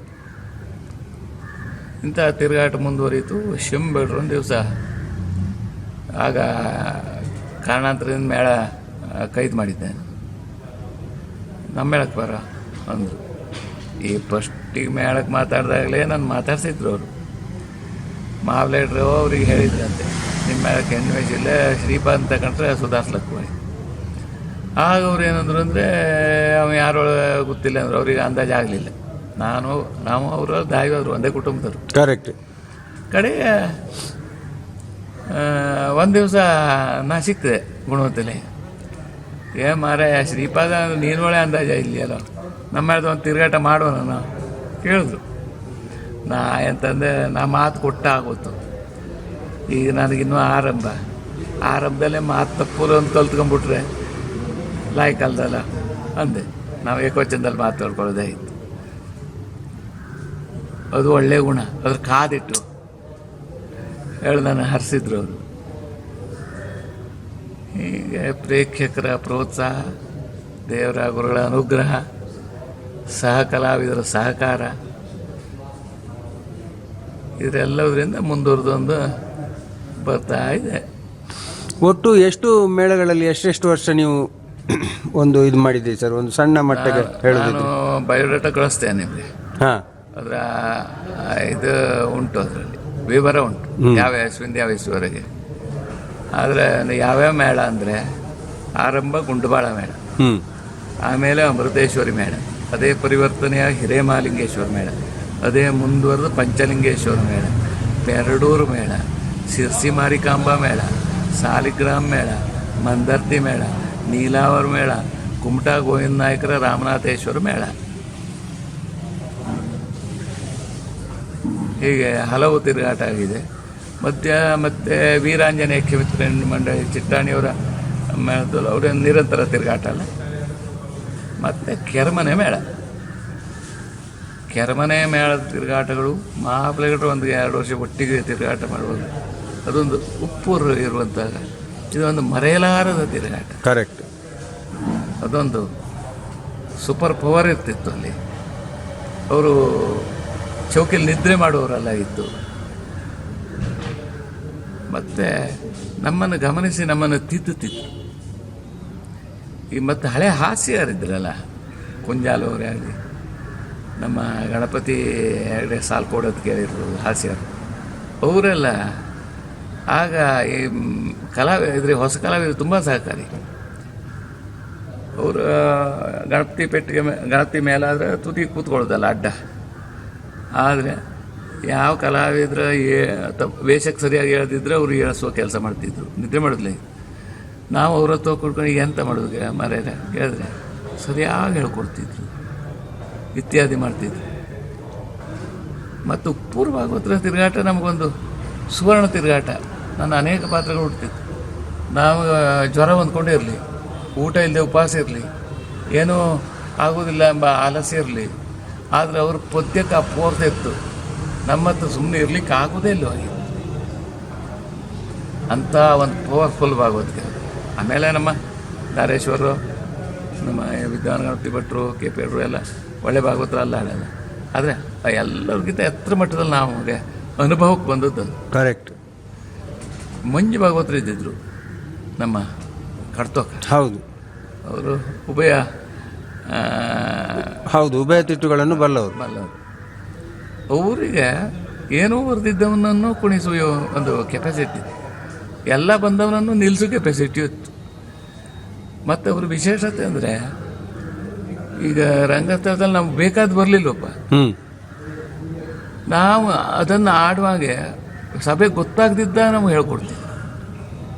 ಅಂದರೆ ಇಡೀ ರಂಗಸ್ಥಳದ ಕಾಳಜಿ ಹಿಡಿತ. ಹೌದು. ಇದಿಷ್ಟು ನಿಮ್ಮ ಒಂದು ಯಕ್ಷಗಾನ ಕ್ಷೇತ್ರದ ಪಯಣದ ಹಿನ್ನೆಲೆ. ಸರ್, ಈಗ ನಾವು ನೇರ ಒಂದು ಕೆಲವು ಏನು ಪ್ರಶ್ನೋತ್ತರಕ್ಕೆ ಬರುವುದಿದ್ರೆ, ಈಗ ಯಕ್ಷಗಾನ ಕಲೆ ಅನ್ನುವಂಥದ್ದೇ ಇದರಲ್ಲಿ ಬಹಳಷ್ಟು ವೈವಿಧ್ಯತೆಗಳನ್ನು ಇದು ಸಹಜವಾಗಿ ಒಳಗೊಂಡಿದೆ. ಪರಿಪೂರ್ಣ ಕಲೆ. ಹೌದು. ಇಂಥ ಒಂದು ಕಲೆಯಲ್ಲಿ ಮತ್ತೆ ಪುನಃ ವೈವಿಧ್ಯತೆಗಳನ್ನು ಬಯಸುವುದು ಅಥವಾ ಕಲಾವಿದರು ಕೊಡುವುದು, ಇದು ಎಷ್ಟು ಸರಿ ಅಂತ ನೀವು ಹೇಳ್ತೀರಿ? ನಾ ಅಷ್ಟು ಮಹಾಬಲಿಗರ ಅವಲಂಬಿಸ್ತೇನೆ ಈ ಮಾತಿಗೆ. ಅವರು ಒಂದು ಹೇಳ್ತಿದ್ರು, ಸುಧಾರಣೆ ಬೇರೆ ಬದಲಾವಣೆ ಬೇರೆ ಅಂತ. ಸುಧಾರಣೆ ಅಪೇಕ್ಷಣೀಯ, ಬದಲಾವಣೆ ಅನಪೇಕ್ಷಣೀಯ. ಕರೆಕ್ಟ್. ಅವರೊಂದು ಉದಾಹರಣೆ ಕೊಡ್ತಿದ್ರು. ಒಂದು ಬದನೆ ಗಿಡ ಅಂತ ನಾವು ಅಥವಾ ಯಾವುದೇ ಒಂದು ಇಟ್ಕೊಳ್ಳಿ ಬೆಳೆಸ್ತೇವೆ, ಆ ಗಿಡವಾಗಿ ಬೆಳೆಬೇಕೇ ಬಿಟ್ಟರೆ ಅದು ಮತ್ತೊಂದು ಗಿಡ ರೂಪಾಂತರಗೊಳ್ಬಾರ್ದು. ಕರೆಕ್ಟ್. ಯಕ್ಷಗಾನಕ್ಕೆ ಲಿಖಿತ ಯಾವುದೋ ಇದೆಯೋ ಇಲ್ವೋ ಅನ್ನೋದು ಮುಖ್ಯ ಅಲ್ಲ. ಆದರೆ ಯಕ್ಷಗಾನ ಹೀಗೆ ಅಂತ ಒಂದು ಸಾಮಾನ್ಯವಾಗಿ ಕಲ್ಪನೆ ಉಂಟಲ್ಲ, ಸ್ಥಾಪಿತವಾಗಿ ಉಂಟು. ಕರೆಕ್ಟ್. ಕಲೆ ನಿಂತು ನೀರಲ್ಲ, ಆದರೆ ಅದು ನಿರಂತರವಾಗಿ ಯಕ್ಷಗಾನವಾಗಿಯೇ ವೈವಿಧ್ಯವನ್ನು ತೋರಿಸ್ಬೇಕು ಬಿಟ್ಟರೆ ಬೇರೆ ಆಗಿ ಅಲ್ಲ. ಈ ಬದಲಾವಣೆ ಅಂದರೆ ನಾವು ಸಿನಿಮಾ ಯಕ್ಷಗಾನಕ್ಕೆ ನೋಡಿದರೆ ಸಿನಿಮಾದಕ್ಕಿಂತ ಚೆಂದ ತೋರಿಸ್ತೇವೆ, ನಾವು ಯಕ್ಷಗಾನ ಬೇಕಾ? ಕರೆಕ್ಟ್. ಸರ್ಕಸ್ ನೋಡಿದರೆ ಸರ್ಕಸ್ನಲ್ಲಿ ಇದಕ್ಕಿಂತ 1000 ಪಟ್ಟು ಒಳ್ಳೆಯದುಂಟು, ನಾವು ಯಕ್ಷಗಾನಕ್ಕೆ ಬರಬೇಕಾ? ಕರೆಕ್ಟ್. ಯಕ್ಷಗಾನಕ್ಕೆ ಬರೋದು ಯಕ್ಷಗಾನವನ್ನು ನೋಡಲಿಕ್ಕೆ, ಯಕ್ಷಗಾನಕ್ಕೆ ಅದ್ರ ಪವರ್ ತೋರಿಸ್ಬೇಕು. ಹೌದ್ರಾ? ಈಗ ಉದಾಹರಣೆಗೆ ಒಂದು ಏಕತಾಳದಲ್ಲಿ ಅಷ್ಟು ಜನ ಕುಣಿತಾರೆ ಅಂತ ಇಟ್ಕೊಳ್ಳಿ, ಆದರೆ ಯಾವುದೋ ಒಬ್ಬರು ಕುಣಿತ ಅತ್ಯಂತ ಆಗ್ತದೆ. ಕರೆಕ್ಟ್. ಏನು ಹೇಳಿ, ವೈವಿಧ್ಯ ಬೇಡ ಅನ್ನೋದಕ್ಕಿಂತ ಅದರಲ್ಲಿಯೇ ವೈವಿಧ್ಯ ಬೇಕು, ಬಿಟ್ಟರೆ ಬೇರೆ ತಂದು ವೈವಿಧ್ಯ ಅಂತ ತುರುಕುವ ಅನಿವಾರ್ಯತೆ ಇಲ್ಲ. ಯಾಕಂದರೆ ಇಲ್ಲಿ ಯಾವುದು ಕೊರತೆ ಇಲ್ಲ. ಕರೆಕ್ಟ್. ನಾವು ಬಡವ ಬಿಟ್ಟರೆ ಕಲೆ ಬಡವಲ್ಲ, ಇದು ಯಥಾರ್ಥ. ಕರೆಕ್ಟ್. ಮಹಾಬಲೇಶ್ವರರು ರಾತ್ರಿ 1 ಗಂಟೆವರೆಗೆ ಅಧ್ಯಯನ ಮಾಡ್ತಿದ್ರು ಮನೆಯಲ್ಲಿದ್ದರೆ. ಬೆಳಗ್ಗೆ 6 ಗಂಟೆಗೆ ಎದ್ದು ಮತ್ತೆ ಅವರು ದಿನ ಚಟುವಟಿಕೆ ಆಗಲಿಡಿ, ಪುಸ್ತಕವೋ ಸಂಗೀತವೋ ಹಾಂ. ಇಷ್ಟು ಮಾಡಿದ್ರು ಮುಗಿಯೋದಿಲ್ಲ. ಈ ಕಲಾವಿದರು ಬೇರೆ ಬೇರೆ ಹವ್ಯಾಸಕ್ಕೆ ಎಲ್ಲ ಅವಕಾಶ ಇರ್ತದೆ ಹೇಳೋದು ಅರ್ಥ ಆಗೋದಿಲ್ಲ. ಕರೆಕ್ಟ್. ಅಂದರೆ ನಿರಂತರ ಅಧ್ಯಯನ ನಮ್ಮಲ್ಲಿ ಇದ್ದರೆ ನಾವು ಬೆಳಿತೇವೆ. ಈ ಥರ ಬೇಡದೇ ಇರುವ ದುಶ್ಚಟಗಳು ನಮ್ಮನ್ನು ಬಾಧಿಸುವುದಿಲ್ಲ. ಎಷ್ಟು ಒಳ್ಳೆ ಮಾತು ಹೇಳಿದ್ರು ನೋಡಿ. ಹೌದಲ್ಲ, ಇದು ಎಂಥದೊಳಿ ಅಮೃತವಾಣಿ, ಮತ್ತು ಎಂಥದೊಳಿ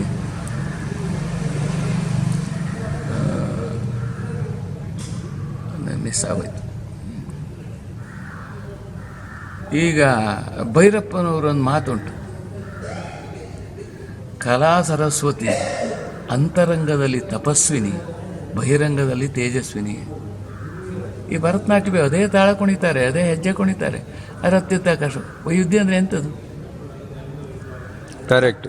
ನಾ ಹೇಳೋದು, ಊಟ ಮಾಡುವ ಪದಾರ್ಥ ವೈವಿಧ್ಯ ಇರಲಿ, ಊಟ ಮಾಡುವಂಥದ್ದೇ ಆಗಿರಲಿ. ಹೌದು, ಊಟಕ್ಕೂ ಹೊಂದುವಂಥದ್ದೇ ಆಗಿರಲಿ. ಸರ್, ಈಗ ಯಕ್ಷಗಾನದಲ್ಲಿ ಶಾಸ್ತ್ರೀಯತೆ ಅಥವಾ ಪಾರಂಪರಿಕ ಯಕ್ಷಗಾನ ಅಥವಾ ಸಾಂಪ್ರದಾಯಿಕ ಯಕ್ಷಗಾನ ಹೀಗೆಲ್ಲ ನಾವು ಹೇಳ್ತೇವೆ. ಪರಂಪರೆ, ಸಂಪ್ರದಾಯ, ಶಾಸ್ತ್ರೀಯ. ಈ ಈ ಈ ಪರಂಪರೆ ಅಥವಾ ಶಾಸ್ತ್ರೀಯತೆ ಅಥವಾ ಸಂಪ್ರದಾಯತೆ ಅಂದರೆ ಎಂಥದ್ದು? ಈಗ ನೀವು ಆಗ ಹೇಳಿದಾಗೆ ನಮ್ಮಲ್ಲಿ ಲಾಕ್ಷಣಿಕ ಗ್ರಂಥ ಏನಿಲ್ಲ, ಆದರೆ ನೀವೇ ಹೇಳಿದಾಗೆ ನಮ್ಮ ಕಲ್ಪನೆಯಲ್ಲಿ ಯಕ್ಷಗಾನ ಅಂದರೆ ಹೀಗೆ ಅಂತ ಉಂಟು. ಅದನ್ನು ಇಟ್ಟುಕೊಂಡು ನಾವು ಹೇಳುವುದಿದ್ರೆ ಈ ಪರಂಪರೆ ಅಥವಾ ಸಂಪ್ರದಾಯ ಅಥವಾ ಶಾಸ್ತ್ರೀಯತೆಗೆ ನಾವು ಏನು ವ್ಯಾಖ್ಯಾನ ಕೊಡ್ಬೋದು?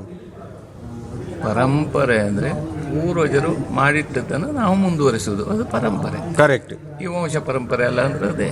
ಯಾವ್ದು ಹೇಳಿ? ಹೌದೌದು, ಕರೆಕ್ಟ್. ಅಂದರೆ ಹಿಂದಿನಿಂದ ಬಂದದ್ದು ಅದನ್ನೇ ನಮ್ಮ ಸೂರ್ಯವಂಶದ ಪರಂಪರೆ, ಚಂದ್ರವಂಶ ಪರಂಪರೆ, ಕಾಶ್ಯಪ ಗೋತ್ರದ ಪರಂಪರೆ, ಹೀಗೆಲ್ಲ ಅಂದರೆ ಪೂರ್ವಜರು ಮಾಡಿಟ್ಟದ್ದನ್ನು ಅದನ್ನು ನಾವು ಗೌರವದಿಂದ ಮುಂದುವರಿಸ್ಕೊಂಡು ಹೋಗುವುದು. ಅದೇ ನನಗೆ ಭಾಳ ತಿಳುವಳಿಕಿಲ್ಲ ಅಂಥ ವಿಷಯದಲ್ಲಿ, ನನ್ನ ತಿಳುವಳಿಕೆ ಹಾಗೆ. ಇನ್ನು ಮತ್ಯಾವುದಂದ್ರೆ ಅದೇ ಅದು ಶಾಸ್ತ್ರೀಯತೆ. ಶಾಸ್ತ್ರೀಯವಾಗಿ ಶಾಸ್ತ್ರೀಯ ಅಂದರೆ ಮಹಾಬಲೇಶ್ವರರು ಅದನ್ನು ಶಾಸ್ತ್ರೀಯ ಅಂತ ಖಡಾಖಂಡಿತವಾಗಿ ಹೇಳ್ತಿದ್ರು. ಹಾಂ. ಅದಕ್ಕೆ ಅವರು ಒಮ್ಮೆ ಹೇಳ್ತಿದ್ರು, ಆರ್ ಗಣೇಶರಂಥವರು ಅದನ್ನು ಬೆಂಬಲಿಸಿದ್ದಾರೆ. ತುಂಬ ದೊಡ್ಡ ವಿದ್ವಾಂಸರು, ಭಾರದ್ವಾಜರು. ಯಾಕೆ ಕೇಳಿದ್ರೆ, ಈ ಕರ್ಣ ಇರುವ ವಾದ್ಯ ಈ ದೇಸಿ ಅಥವಾ ಜಾನಪದೀಯ ಕಲೆಗಳಲ್ಲಿ ಬಳಕೆ ಇಲ್ವಂತೆ. ಈ ಕರ್ಣ ಇದ್ದದ್ದು ಒಂದು ಶಾಸ್ತ್ರೀಯ, ಅಂದರೆ ಶಾಸ್ತ್ರೀಯ ತನಕ್ಕೊಂದು ಸಾಕ್ಷಿ ಅಂತ. ಕರೆಕ್ಟ್. ಕರ್ಣ ಅಂದರೆ ಈ ಮೊದಲಿಗೆ ನೀವು ಹೇಳುವಂಥದ್ದು. ಹೌದು, ಕರ್ಣ ಇದ್ದ ವಾದ್ಯ, ಕರ್ಣ ಇಲ್ದಿದ್ದ ವಾದ್ಯ ಅಂತ. ಹಾಂ, ಅದೊಂದು ಒಳ್ಳೆ ಪಾಯಿಂಟ್. ಅದು ಕರೆಕ್ಟ್. ವಿಷಯವನ್ನು ಹೇಳ್ತಿದ್ರು. ಸ್ವತಃ ನನ್ನ ಅಧ್ಯಯನ ಅಲ್ಲ, ನಾನು ಕೇಳಿದೆ ಒಂದು ವಿಷಯ. ಇನ್ನೊಂದರೆ ಶಾಸ್ತ್ರೀಯ ಅಂತ ಮಹಾಬಲೇಶ್ವರರು ಹೇಳುವಲ್ಲಿ ಅದರ ರಾಗತಾಳಗಳ ಸೂಚನೆ ಪ್ರಸಂಗ ಪತ್ರದಲ್ಲಿ ಅದನ್ನು ಶಾಸ್ತ್ರೀಯ ಅಂತ ಒಪ್ಪಿಕೊಂಡ್ರೆ ಅದಕ್ಕೆ ಬದ್ಧವಾಗಿರ್ಬೇಕಾಗುತ್ತೆ. ಹಾಡುವವನು, ಕುಣಿಯುವವನು ಎಲ್ಲರೂ ಪರಿಶ್ರಮ ಬೇಕಾಗುತ್ತೆ. ಆ ಬದ್ಧವಾಗಿ ಇರಲಿಕ್ಕೆ ನಮಗೆ ಇಷ್ಟ ಇಲ್ಲದೆ ನಾವು ಅದನ್ನು ಜಾನಪದ ಅಂತ ಹೇಳಿಕೊಂಡು ತಿರುಗುದು. ಹಾಗಾದರೆ ಅವರು ಭಾಳ ಅಂದರೆ ಅವರು ವಿಷಾದ ಪಡ್ತಿದ್ರು.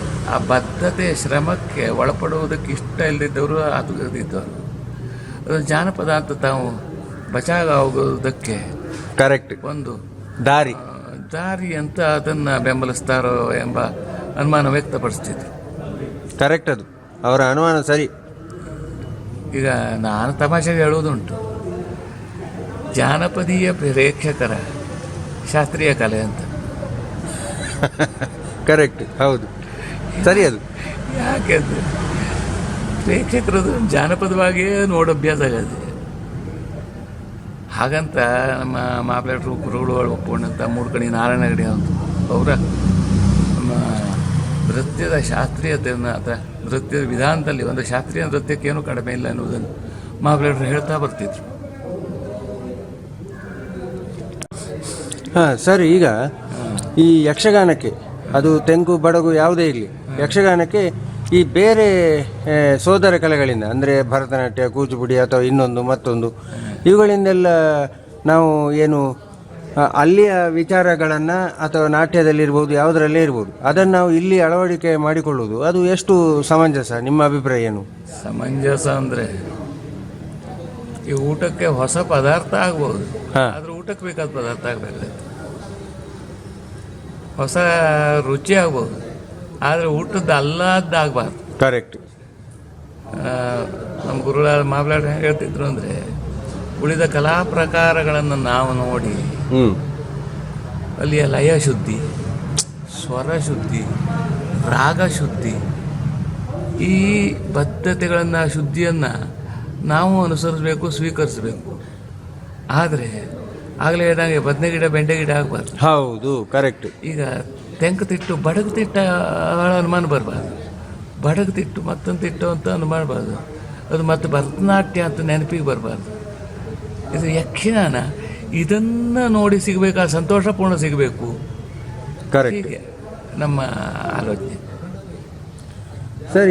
ಈಗ ಯಕ್ಷಗಾನದ ನಿಜವಾದ ನಿರ್ದೇಶಕ ಯಾರು? ಈಗ ಭಾಗವತನೇ 1ನೇ ವೇಷಧಾರಿ, ಭಾಗವತನೇ ನಿರ್ದೇಶಕ ಅಂತ ಹೇಳಿ ನಾವು ಇದುವರೆಗೆ ನಡ್ಕೊಂಡು ಬಂದಿದ್ದೇವೆ. ಹೌದು.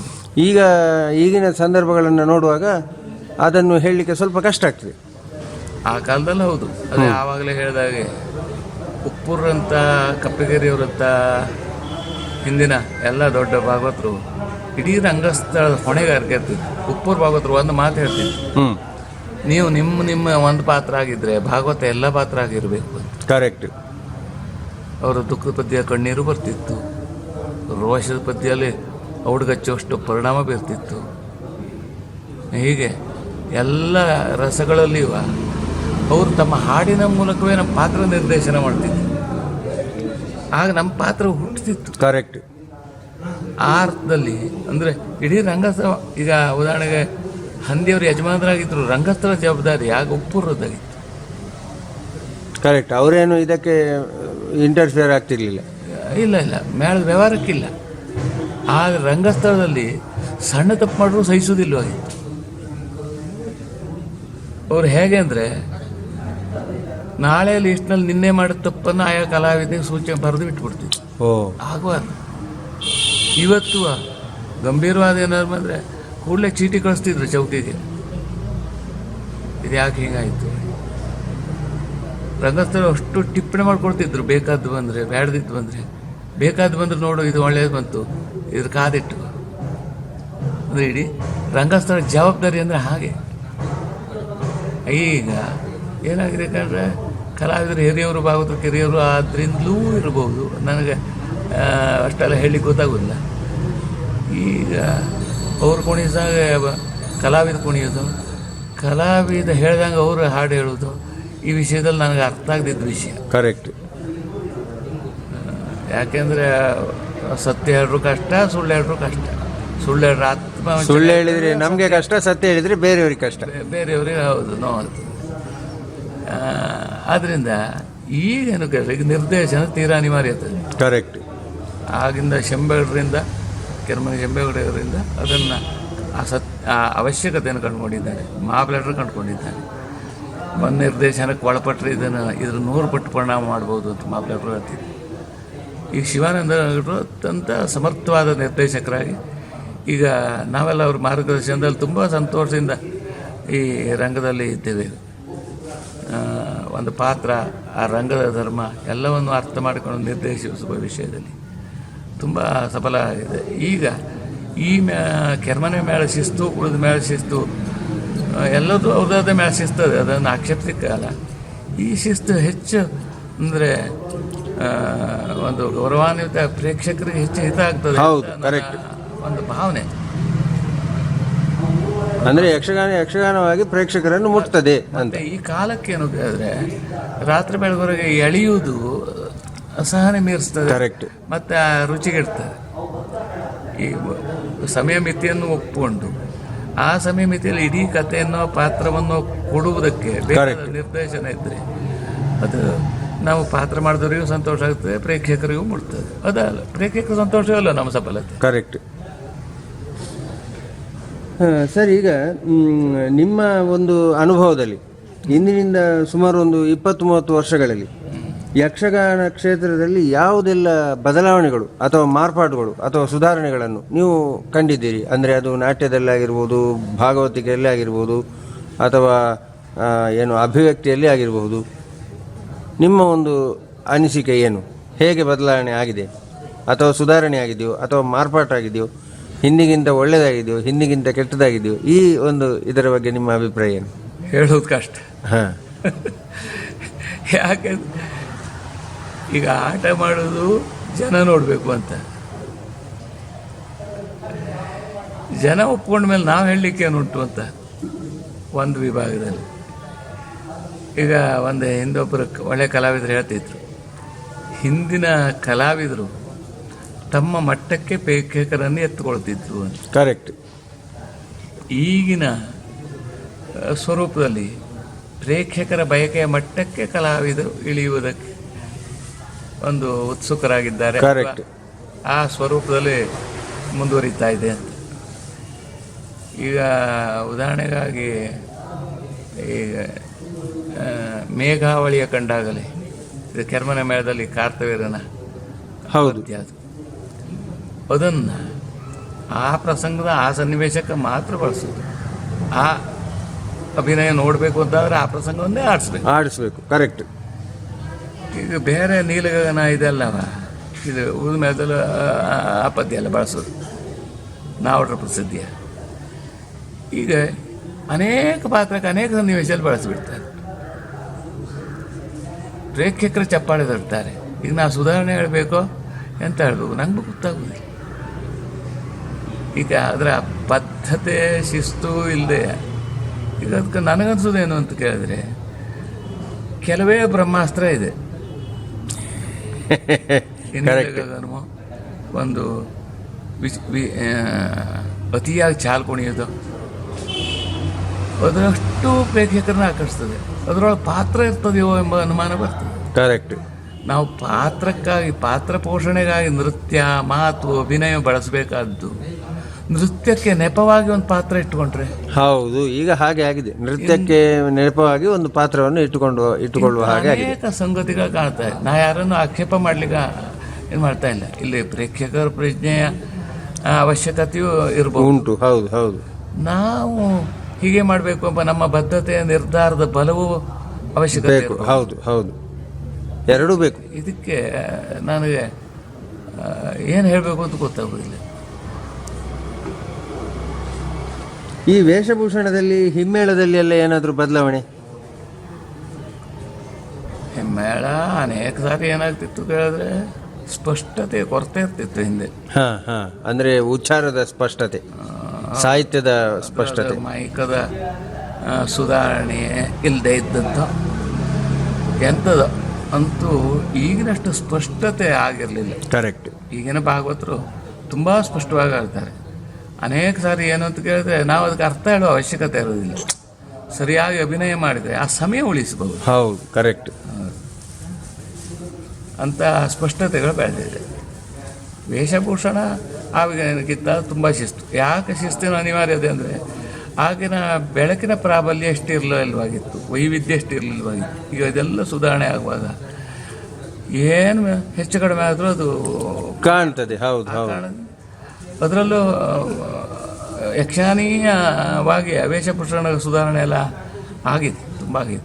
ಮತ್ತು ಈ ಖ್ಯಾತಿಗೆ ಮುಂದೆ ಎಲ್ಲ ಆಗ ಅದ್ರ ಹೊರೋದೇ ದೊಡ್ಡ ವಿಶೇಷ ಆಗಿತ್ತು. ಈಗ ಅಂಥ ಅನಿವಾರ್ಯತೆ ಇಲ್ಲ, ಅದನ್ನೇ ಕಂಡಂಗೆ ಕಾಣ್ತದೆ. ಆದರೆ ವೇಷಧಾರಿಗೆ ಅದನ್ನು ಇಟ್ಟುಕೊಂಡು ಅಭಿನಯ ಮಾಡಲಿಕ್ಕೆ, ನೃತ್ಯ ಮಾಡಲಿಕ್ಕೆ ತುಂಬ ಅನುಕೂಲ ಆಗ್ತದೆ. ಇಂತಹ ಸುಧಾರಣೆಗಳು ಸ್ವಾಗತಾರ್ಹವೇ, ಮತ್ತು ಅದು ಬಂದದ್ದು ಒಳ್ಳೆಯದಾಗಿದೆ. ನೋಡಿ, ಯಕ್ಷಗಾನ ಈ ಆಧುನಿಕ ರಂಗಭೂಮಿಯ ದಾಳಿಗೆ ಒಳಗಾಗಿ ಕೂಡ, ಅಂದರೆ ಈ ಟಿ ವಿ ಮಾಧ್ಯಮ ಇರ್ಬೋದು, ಸಿನಿಮಾ ಇರ್ಬೋದು, ಇದಕ್ಕೆಲ್ಲ ಇದರ ದಾಳಿಗೆ ಒಳಗಾಗಿ ಕೂಡ ಇವತ್ತು ಕೂಡ ಅತ್ಯಂತ ಹೆಚ್ಚಿನ ಪ್ರಮಾಣದಲ್ಲಿ, ಈಗ ಮಳೆಗಾಲದಲ್ಲಿ ಕೂಡ ಹೆಚ್ಚು ಕಡಿಮೆ ದಿನ ಒಂದೊಂದು ಎರಡೆರಡು ಆಟ ಕೆಲವು ಕಡೆ ಇರ್ತದೆ. ಇನ್ನು ಮೇಳದ ತಿರುಗಾಟದ ಸಮಯದಲ್ಲಂತೂ ಹೇಗೂ ಉಂಟಲ್ಲ. ಈ ಒಂದು ಏನು ಈ ರೀತಿ ಸುಭಿಕ್ಷವಾದಂತಹ ಒಂದು ಕಾಲಘಟ್ಟದಲ್ಲಿ ಯಕ್ಷಗಾನ ಇದೆ. ಇದು ಒಂದು ರೀತಿಯಲ್ಲಿ ನೋಡುವಾಗ ನಾವು ಅದೇ ಆಗ ನೀವು ಹೇಳಿದಾಗೆ ಕಲಾವಂತಿಕೆ ಅನ್ನುವಂಥದ್ದು ಸ್ವಲ್ಪ ಕಡಿಮೆ ಆಗ್ತಾ ಬಂದಿದೆ ಅನ್ನುವಂಥ ಒಂದು ಇದು ಉಂಟು, ಬೇಸರವೂ ಉಂಟು. ಈ ಕಲಾವಂತಿಕೆಯನ್ನು ಉಳಿಸಿಕೊಂಡು ಈ ಒಂದು ಏನು ಈಗಿನ ಈ ಸುಭಿಕ್ಷತೆಯನ್ನು ಇನ್ನಷ್ಟು ಹೆಚ್ಚುಗೊಳಿಸಬೇಕು ಅಂತಾದರೆ ಮತ್ತೆ ಏನಾದರೂ ಮಾಡಬೇಕಾ, ಅಥವಾ ಇದ್ದದ್ದನ್ನು ಹೀಗೆ ಚೊಕ್ಕವಾಗಿ ಉಳಿಸಿಕೊಂಡು ಹೋದರೆ ಸಾಕ? ಏನು ಮಾಡಬಹುದು ಮುಂದಿನ ಭವಿಷ್ಯದ ದೃಷ್ಟಿಯಿಂದ? ಅಷ್ಟು ವ್ಯಾವಹಾರಿಕ ಪರಿಜ್ಞಾನ ನನಗೇನೂ ಇಲ್ಲ. ಹಾಂ, ಸುಭಿಕ್ಷ ಆಗಿದೆ, ಅದರ ತೃಪ್ತಿ ಇಲ್ಲ. ಇದು ನನ್ನ ಮಾತು ಅಲ್ಲ. ಮತ್ತೆ ಒಟ್ಟು ವಾತಾವರಣದಲ್ಲಿ ಕಾಣ್ತದೆ ಮತ್ತು ಬೇಕು ಎಂಬ ಭಾವನೆ ಇದೆ. ಅಂದರೆ ಮತ್ತು ಬೇಕು ಎಂಬ ಭಾವನೆ ಅಂದರೆ ಯಾವುದರಲ್ಲಿ? ಯಾವಾಗ ಅದೇ ನಿಂತು ನೀರಾಗಬಾರ್ದು. ಆರ್ಥಿಕವಾಗಿ ಭಾಳ ಮೊದಲಿಗಿಂತ ಸುಧಾರಣೆ ಇದೆ. ಆದರೆ ಬೇರೆ ಬೇರೆ ಪ್ರಕಾರಗಳಲ್ಲಿ ಲಭ್ಯ ಆಗುವ ಒಂದು ಸಂಪಾದನೆ ದೃಷ್ಟಿಯಿಂದ ನಮ್ದು ಏನೂ ಅಲ್ಲ ಈಗ. ಹೌದೌದು, ಅಲ್ಲಲ್ಲ, ನಾನು ಸುಭಿಕ್ಷತೆ ಹೇಳಿದ್ದು ಕಲಾವಿದರ ದೃಷ್ಟಿಯಿಂದಲ್ಲ. ಅಂದರೆ ಒಟ್ಟು ಯಕ್ಷಗಾನ ಬೇಕಾದಷ್ಟು ಆಗ್ತಾ ಉಂಟು, ಯಕ್ಷಗಾನಕ್ಕೇನು ತೊಂದರೆ ಇಲ್ಲ, ಆ ಒಂದು ದೃಷ್ಟಿಯಿಂದ ನಾನು ಹೇಳಿ. ಯಕ್ಷಗಾನಕ್ಕೆ ತೊಂದರೆ ಇಲ್ಲ, ಕಲಾವಿದರಿಗೆ ಸುಭಿಕ್ಷತೆಗೆ ಅದು. ಆದರೆ ಇದನ್ನು ನಂಬಿಕೊಳ್ಳೋದು ಹೇಗೆ? ನೀವು ಮಂದಾರ್ತಿ ಮೇಳ 6 ಮೇಳ ಉಂಟು, ದಿವಸ ಆಟ ಉಂಟು, ಪ್ರೇಕ್ಷಕರು ಎಷ್ಟಿರ್ತಾರೆ. ಒಬ್ಬ ಕಲಾವಿದ ತೃಪ್ತಿ ಆಗುವುದು ಬರೀ ಸಂಬಳದಿಂದ ಅಲ್ಲ. ಕರೆಕ್ಟ್. ಒಬ್ಬ ಪ್ರೇಕ್ಷಕರ ಮೆಚ್ಚುಗೆ ಅವನ ದೊಡ್ಡ ಟಾನಿಕ್.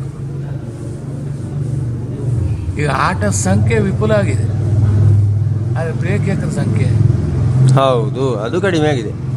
ಹಾಗಾದರೆ ಪ್ರೇಕ್ಷಕರು ಕಡಿಮೆ ಆದರೂ ಇಷ್ಟೊಂದು ಆಟ ಸಂಖ್ಯೆ ವಿಪುಲ ಆಗಲಿಕ್ಕೆ ಕಾರಣ ಏನು? ದೇವರು. ಸರಿಯಾಗಿದೆ, ಅದು ಕರೆಕ್ಟ್. ಅದು ನನಗೆ ನಿಜವಾಗಿ ದೇವಸ್ಥಾನಗಳ ಮಟ್ಟಿಗೆ ನನ್ನ ಕೃತಜ್ಞತೆ ಉಂಟು. ಇವರಿಗೂ ಇಲ್ದಿದ್ರಿಗೆ ಆಶ್ರಯವೇ ಇಲ್ಲವಾಗಿತ್ತು. ಇನ್ನು ನಮ್ಮ ಶಿವಾನಂದ ಹೆಗಡೆರಂಥವರು ಈ ಮೇಳದ ಯಜಮಾನರುಗಳು ತುಂಬ ಸಾಹಸದಿಂದ ನಡೆಸ್ತಾ ಇದ್ದಾರೆ. ಈಗ ಆರ್ಥಿಕವಾಗಿ ಪ್ರೇಕ್ಷಕರ ಬಲ ಬೆಂಬಲ ಅನುಕೂಲ ಆಗ್ತದೆ ಹೇಳಿ ನಂಗೆ ಗೊತ್ತಿಲ್ಲ, ಆದರೆ ಸಾಹಸದಿಂದ ನಡೆಸ್ತಾರೆ. ಮಹಾಬಲೇರು ಅಂತ ಹೇಳ್ತಿದ್ರು, ಜನ ಬಂದರೂ ದುಡ್ಡಾಗ್ತದೆ, ಆಟ ಚೆನ್ನಾಗಾದ್ರೆ ಜನ ಬರ್ತಾರೆ. ಇದು ಸರಳ ಸೂತ್ರ. ಕರೆಕ್ಟ್. ಈ ಸೂತ್ರ ಬಿಟ್ಕೊಂಡು ನಮ್ಮ ಮನಸ್ಸಿಗೆ ಬಂದದ್ದೆಲ್ಲ ಮಾಡಿ ಜನ ಬಂದು ಇಲ್ಲ ಹೇಳಿ ಆಕ್ಷೇಪ ಮಾಡುವಾಗ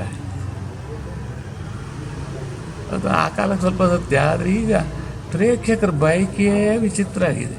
ಹೌದಾ? ಅಭಿರುಚಿಯ ವೈಕಲ್ಯ. ಹೌದು, ಅದು ಕರೆಕ್ಟಾಗಿ ಹೇಳಿದ್ದೀರಿ. ಹೌದು, ನೀವು ಸರ್ಕಸ್ ಮಾಡಿ ಚಪ್ಪಾಳೆ ತಡ್ತರು. ಈಗ ನಿನ್ನೆ ನಮ್ಮ ಆಟಕ್ಕೆ ಪ್ರೇಕ್ಷಕರು ನಿಜವಾಗ ನಮಗೆ ಅಪರೂಪಕ್ಕಿಂತ ಸಂತೋಷ ಕೊಡ್ತಾರೆ. ಮತ್ತು ನಮ್ಮ ಮೇಳಕ್ಕಿಂತ ಪ್ರೇಕ್ಷಕರೇ ಇರೋದು ಇಡಗುಂಜಿ ಮೇಳಕ್ಕೆ. ಇದು ಎಲ್ಲ ಆಟಕ್ಕೂ ಹೀಗಾದರೆ ಕರೆಕ್ಟ್. ನೀವು ಹೇಳೋ ಸುಭಿಕ್ಷ ಹೇಳೋದಕ್ಕೆ ತುಂಬ ಅರ್ಥ ಬರ್ತದೆ.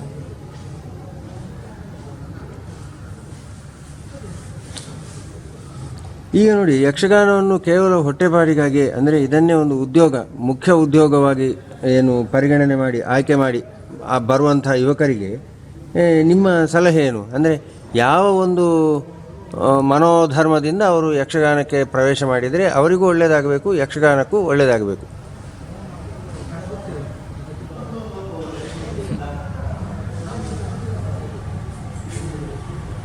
ನಾವು ಯಾವುದನ್ನು ಮಾಡಿದ್ರೂ ಶ್ರದ್ಧೆಯಿಂದ ಮಾಡಬೇಕು. ಒಬ್ಬ ಕಲಾವಿದ ಕಲಾರಂಗಕ್ಕೆ ಬರುವವ ಹೊಟ್ಟೆಪಾಡು ಅಲಕ್ಷ್ಯ ಮಾಡುವಂಥದ್ದಲ್ಲ ಎನ್ನಿಸ್ತದೆ. ಹೌದು, ಕರೆಕ್ಟ್. ಕಲೆಯನ್ನು ಪ್ರಧಾನವಾಗಿಟ್ಕೊಳ್ಬೇಕು. ಯಾಕೆಂದರೆ ಈ ಯಾವ ಅನುಕೂಲವೂ ಇಲ್ಲದೆ ಅತ್ಯಂತ ಪರಿಶ್ರಮದಿಂದ ನಮ್ಮ ಪೂರ್ವಜರು ಇದನ್ನು ಕಾಪಿಟ್ಟುಕೊಂಡು ಬಂದಿದ್ದಾರೆ. ಅವರು ಬೆಳೆಸಿಟ್ಟ ತೋಟ ಇವತ್ತು ನಾವು ಫಲ ಉಣ್ತಾ ಇದ್ದೇವೆ. ನಾವು ಮನುಷ್ಯರು ಅನ್ನೋ ಭರವಸೆ ನಮಗಿದ್ರೆ ನಾವು ಅದಕ್ಕೊಂದು ಕೃತಜ್ಞತೆ ಆದರೂ ಸಲ್ಲಿಸ್ತೀವಿ. ಕರೆಕ್ಟ್. ಅವರು ಮಾಡಿಟ್ಟು ತೋಟ ಹಾಳು ಮಾಡಬೇಕು, ಅದಕ್ಕೆ ಗೊಬ್ಬರ ನೀರು ಹಾಕಿ ಅದನ್ನು ವಿಕಾರಗೊಳಿಸದೆ ನಾವು ಧನ್ಯತೆಯಿಂದ ಸ್ವೀಕರಿಸಿ ನಾವು ಅವರು ಬೆಳೆಸಿಟ್ಟ ಅಂತ ಈ ಸರ್ವತೋಮುಖವಾದ ಸರ್ವಾಂಗ ಸುಂದರವಾದ ಈ ಪುಣ್ಯ ಕಲೆಯನ್ನು ಈ ಕನ್ನಡ ನಾಡಿನ ಹೆಮ್ಮೆ ಕಲೆಯನ್ನು ಉಳಿಸಿಕೊಂಡು ಬೆಳೆಸಿಕೊಂಡು ನಾನೂ ಕಾಣಿಸಿಕೊಂಡು ಅದರ ಪ್ರತಿಫಲವಾಗಿ ನಾವು ಉತ್ಪಾದನೆ ಪಡೆಯಬೇಕೇ ಬಿಟ್ಟರೆ ಕರೆಕ್ಟ್. ಏನಿಲ್ಲದಿದ್ರೂ ಇಲ್ಲಿ ಕೆಲಸ ಸಿಗ್ತದೆ, ದುಡ್ಡು ಸಿಗ್ತದೆ ಅಂತ ಬರುವ ಧೋರಣೆ ಅವರಿಗೂ ಒಳ್ಳೆಯದಲ್ಲ, ಯಕ್ಷಗಾನ ಕಲೆಗೂ ಒಳ್ಳೆಯದು. ಈ ಯಕ್ಷಗಾನದಲ್ಲಿ ಯಾವ ಎಲ್ಲ ಅಂಗಗಳನ್ನು ತಾವು ತಿಳ್ಕೊಂಡಿದ್ದೀರಿ ಸರ್? ಅಂದರೆ ಕೇವಲ ಮುಮ್ಮೇಳ ನಾಟ್ಯ ಮಾತ್ರವ ಅಥವಾ ಹಿಮ್ಮೇಳ ಬಗ್ಗೆ ಏನಾದರೂ ನಿಮಗೆ ಮಾಹಿತಿ ಉಂಟಾ? ಇಲ್ಲ ಇಲ್ಲ. ನಾನು ಹಿಂದೊಮ್ಮೆ ಸಂದರ್ಶಕರಿಗೆ ಹೇಳಿದ್ದೆ, ಯಕ್ಷಗಾನದಲ್ಲಿ ಏನೂ ಗೊತ್ತಿಲ್ಲದ ಒಬ್ಬ ಬೇಕು ಅಂದರೆ ಪ್ರಥಮ ನಾನೇ ಅಂತ.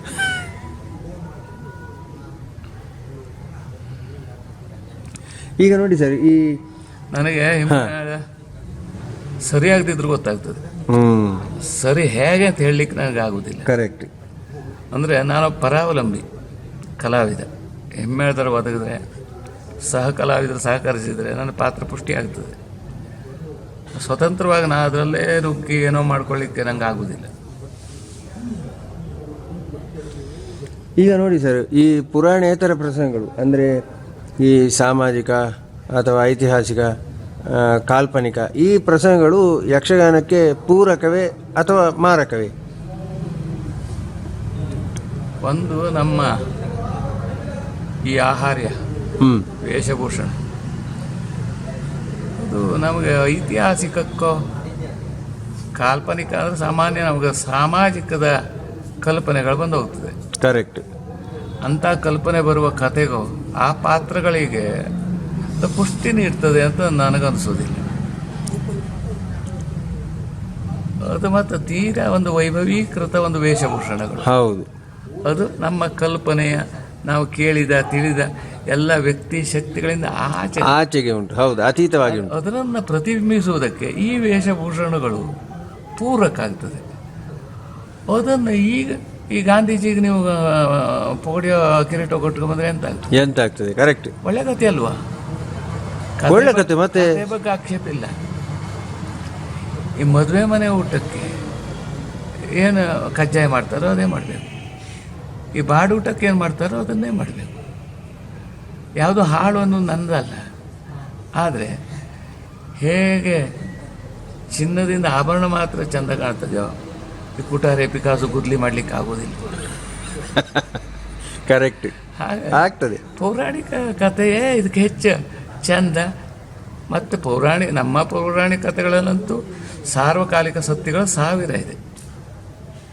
ಮತ್ತು ಇದು ಪ್ರಸ್ತುತ ಆಗಿ ವ್ಯಕ್ತಪಡಿಸುವ ಅವಕಾಶಗಳು ಚಿಂತನೆ ಇದ್ದವರಿಗೆ ಬಹಳ ಇದೆ. ಕರೆಕ್ಟ್. ಅದಕ್ಕಾಗಿ ಅದರ ಅನಿವಾರ್ಯತೆ ಒಂದು ಕಾಣೋದಿಲ್ಲ. ಇನ್ನೊಂದು ಹೊಸದಾಗಬೇಕು ಅಂದರೆ ನಮ್ಮ ಪುರಾಣ ಕಥೆಗಳಲ್ಲಿ ಹೊಸ ಕಥೆಗಳು ಬೇಕಾದಷ್ಟು ಬೆಳಕಿಗೆ ಬರ್ತಾ ಇದ್ದ ಕಥೆಗಳು ನಮ್ಗೆ ಹೊಸದಾಗ್ತದೆ. ಆಗ ಈ ವೇಷಭೂಷಣ, ಈ ರಂಗ, ಈ ಹಿಮ್ಮೇಳ ಇದಕ್ಕೆ ಹೆಚ್ಚು ಅನುಕೂಲ ಆಗ್ತದೆ ನನ್ನ ಕರೆಕ್ಟ್ ಖಂಡಿತವಾದ ನಂಬಿಕೆ. ಈಗ ನೋಡಿ ಸರ್, ಕೆಲವೊಂದು ಪ್ರಸಂಗಗಳಲ್ಲಿ ಕೆಲವು ಅನಪೇಕ್ಷಿತ ವಿಚಾರಗಳು ಅಂತ ಅಂದರೆ ಈಗಿನ ದಿನಮಾನದಲ್ಲಿ, ಅಂದರೆ ಈಗ ಉದಾಹರಣೆಗೆ ಸುಧನ್ವ ಪ್ರಭಾವತಿಯ ಪ್ರಕರಣವನ್ನು ತಗೊಂಡ್ರೆ ಅಲ್ಲಿ ಸತಿಗೆ ಷೋಡಶದ ಋತು ಸಮಯ ಅನ್ನುವಂಥದ್ದು ಕೆಲವೊಮ್ಮೆ ತೀರಾ ಆಭಾಸಕರವಾಗಿ ಪ್ರಸ್ತುತಗೊಳ್ಳುವುದನ್ನು ನಾನು ನೋಡಿದ್ದೇನೆ. ಇಂಥ ವಿಚಾರಗಳನ್ನು ಬಿಟ್ಟು ನಾವು ಆ ಪದ್ಯವನ್ನೇ ಬಿಟ್ಟರೆ ಅದರಿಂದ ಏನಾದರೂ ದೋಷ ಆಗ್ತದೆ, ಅಥವಾ ಆ ಪದ್ಯವನ್ನು ಇಟ್ಟುಕೊಂಡೇ ನಾವು ಅದನ್ನು ಒಳ್ಳೆಯ ರೀತಿಯಲ್ಲಿ ಮಾಡುವುದು ಹೇಗೆ? ಇದರ ಬಗ್ಗೆ ನಿಮ್ಮ ಅಭಿಪ್ರಾಯ ಏನು? ಅದು ಏನಾಗಿದೆ ಕೇಳಿದ್ರೆ, ಅಪ್ರಸ್ತುತ ಯಾವಾಗಲೂ ಇರಬಾರ್ದು. ಮತ್ತು ಎಲ್ಲ ಕಾಲದಕ್ಕೂ ಎಲ್ಲವೂ ಪ್ರಸ್ತುತ ಆಗುವುದಿಲ್ಲ. ಕರೆಕ್ಟ್. ಇನ್ನೊಂದು ಕೌಶಲ್ಯಗಳನ್ನು ಬೇರೆ ಇರ್ತದೆ.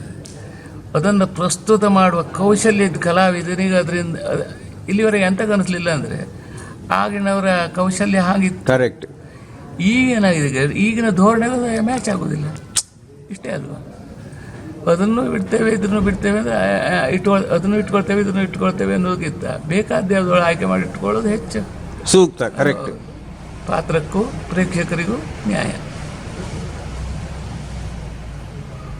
ಈ ನೋಡಿ ಸರ್, ಈಗ ಯಕ್ಷಗಾನದಲ್ಲಿ ಒಡ್ಡೋಲಗ ಕ್ರಮಗಳು, ಆಮೇಲೆ ಪ್ರಯಾಣ ಕುಣಿತ, ಯುದ್ಧ ಕುಣಿತ, ಆಮೇಲೆ ಈ ಪೂರ್ವರಂಗ ಇಂಥದ್ದೆಲ್ಲ ಇತ್ತು. ಈಗ ಬಡಗುತಿಟ್ಟಿನಲ್ಲಂತೂ ಅದು ತೀರಾ ಇಲ್ವೇನೋ ಎನ್ನುವಷ್ಟರ ಮಟ್ಟಿಗೆ ಅದು ಲುಪ್ತ ಆಗ್ತಾ ಬಂದಿದೆ. ಇದನ್ನು ಪುನಃ ಪುನರುಜ್ಜೀವನಗೊಳಿಸಬೇಕು ಅಥವಾ ಇದು ಯಕ್ಷಗಾನಕ್ಕೆ ಬೇಕು ಅಂತ ಆದರೆ ನಾವು ಯಾವ ಒಂದು ರೀತಿಯಿಂದ ಇದನ್ನು ಉಳಿಸಬಹುದು? ಇದು ಉಳಿಸುವುದಕ್ಕೆ ಯಾರೆಲ್ಲ ಇದಕ್ಕೆ ಕಾರಣ ಆಗಬೇಕು? ಅಂದರೆ ಕೇವಲ ಕಲಾವಿದರು ಮಾತ್ರದಿಂದ ಉಳಿಸಲಿಕ್ಕೆ ಸಾಧ್ಯ ಇಲ್ಲ. ಆ ದೃಷ್ಟಿಕೋನದಿಂದ ಒಂದು ಅದೆಲ್ಲ ಬೇಕೇ ಬೇಕಾದ್ದು. ಯಾಕಂದರೆ ನಮ್ಮ ಹೊಸತೋಟದವರು ಒಂದ್ಸಲ ನಮ್ಮ ಪ್ರಯಾಣ ಕೊಡ್ತಾ ಅದು ಚತುರಂಗ ಸೇನೆಯನ್ನು ಹೇಗೆ ಪ್ರತಿನಿಧಿಸ್ತದೆ ಅಂತ ಪ್ರಾತ್ಯಕ್ಷಿಕೆ ಮಾಡಿ ತೋರಿಸಿದ್ದು. ನಾವು ಕಲಾವಿದರು ಸ್ವಲ್ಪ ಜಾಡ್ಯ ಹಿಡಿದಿದ್ದೇವೆ. ನಾವು ಹೊಸ್ತಕ್ಕೆ ತೊಡಕೊಳ್ಳೋದು, ಹೊಸ್ತು ಅಂದರೆ ಈಗ ಬಿಟ್ಟೋದಕ್ಕೆ. ಹೌದು, ಕರೆಕ್ಟ್. ಮತ್ತು ಇನ್ನೊಂದು ಆವಿಷ್ಕಾರಕ್ಕೆ ನಾವು ಮನಸ್ಸು ಮಾಡೋದಿಲ್ಲ. ಅದು ಏನಾಗಿದೆ ಅಂದರೆ ಈಗ ನಿಮ್ಮ ಫೇಸ್ಬುಕ್ ಇದರಲ್ಲಿ ಹೊಗಳಿಕೆಗಳು ಭಾಳ ಜಾಸ್ತಿ ಆಗಿದೆ, ಚಪ್ಪಾಳೆಗಳು ಬೀಳ್ತದೆ. ಈ ಸುದನ್ನು ಇಷ್ಟು ಮಾಡಿ ಇನ್ನೊಂದು ವೇಷಕ್ಕೆ ಹೋಗ್ಲಿಕ್ಕಾಗ್ತದೆ. ಈಗ ಆಟ ಮುಗಿಸೋದು ಹೇಗೆ ಅಂತ ಆಲೋಚನೆ ಬಿಟ್ಟರೆ ಆಟ ಮಾಡೋದು ಹೇಗೆ ಅಂತ ಅಲ್ಲ. ಅದು ಕರೆಕ್ಟ್, ಸರಿಯಾದೌದು. ಹೌದು ಹೌದು. ಈ ಇದರಲ್ಲಿ ಈ ವಿವೇಚನೆ ಕಲಾವಿದರಿಗೆ ಮಾಡಲಿಕ್ಕೆ ಪುರ್ಸೊತ್ತೆಲ್ಲ ಉಂಟು. ಆದರೆ ಒಂದು ಮಾದರಿ ಮೇಳ ಆಗಿ ಒಂದು ಯುದ್ಧ ಕಾಲಕ್ಕೆ ಯುದ್ಧದ್ದೇ ಕುಣಿತ, ಅದಷ್ಟು ಕುಣಿಬೇಕು ಅಂತಲ್ಲ. ಆ ಎರಡು ಪಾತ್ರ ಸ್ವಭಾವಕ್ಕೆ, ಆ ಸನ್ನಿವೇಶಕ್ಕೆ ಯಾವ ಸ್ಟೆಪ್ಗಳು ಅನುಕೂಲ ಆಗುತ್ತೆ ಅದನ್ನು ಬಳಸುವ ಕ್ರಮ ಮಾಡಬೇಕು. ಪ್ರಯಾಣ ಕುಣಿತವಾಗೆ ಎಲ್ಲದೂ ಕುಣಿಬೇಕು. ನಮ್ಮ ಕೆರ್ಮನೆ ಮೇಳ, ಇಡುಂಜಿ ಮೇಳದಲ್ಲಿ ಉಂಟು. ಈ ಕಾರ್ತವೀರ್ಯ ಅರ್ಜುನ ಆದರೆ ಪ್ರಯಾಣ ಕುಣಿತ ಕುಣಿತಾರೆ. ರಾವಣನ ಪಡೆ ಹಾಗೂ ಕಾರ್ತವೀರ್ಯನ ಸಖಿಯರು. ಅದೊಂದು ಸ್ಯಾಂಪಲ್. ಇವು ಬೇರೆ ಕಷ್ಟ ಎಲ್ಲೂ ಸಿಕ್ಕೋದಿಲ್ಲ. ಈಗ ಅದಿದ್ದರೆ ಈ ರಂಗದ ಸೊಬಗೋದು. ಹೌದು, ಕರೆಕ್ಟ್, ಎಕ್ಸಾಕ್ಟ್ಲಿ ಅದೇ ಪಾಯಿಂಟು. ಈ ರಂಗದ ಸೊಬಗು ಅದನ್ನು ಬಿಡುವುದರಿಂದ ನಾವು ಕಳ್ಕೊಳ್ಳೋದು. ಅಂದರೆ ಯಕ್ಷಗಾನ ಅಂದರೆ ಇಷ್ಟೇ ಅಂತ ಬೇರೆಯವರಿಗೆ ಆಗ್ತದೆ ಅಷ್ಟೇ. ಇದನ್ನ ಹೊರತಾಗಿ ಮೂರನೇವ್ರು ಬಂದರೆ ಇದ್ರ ನೋಡಿ ಬೆರಗಾಗಬೇಕು.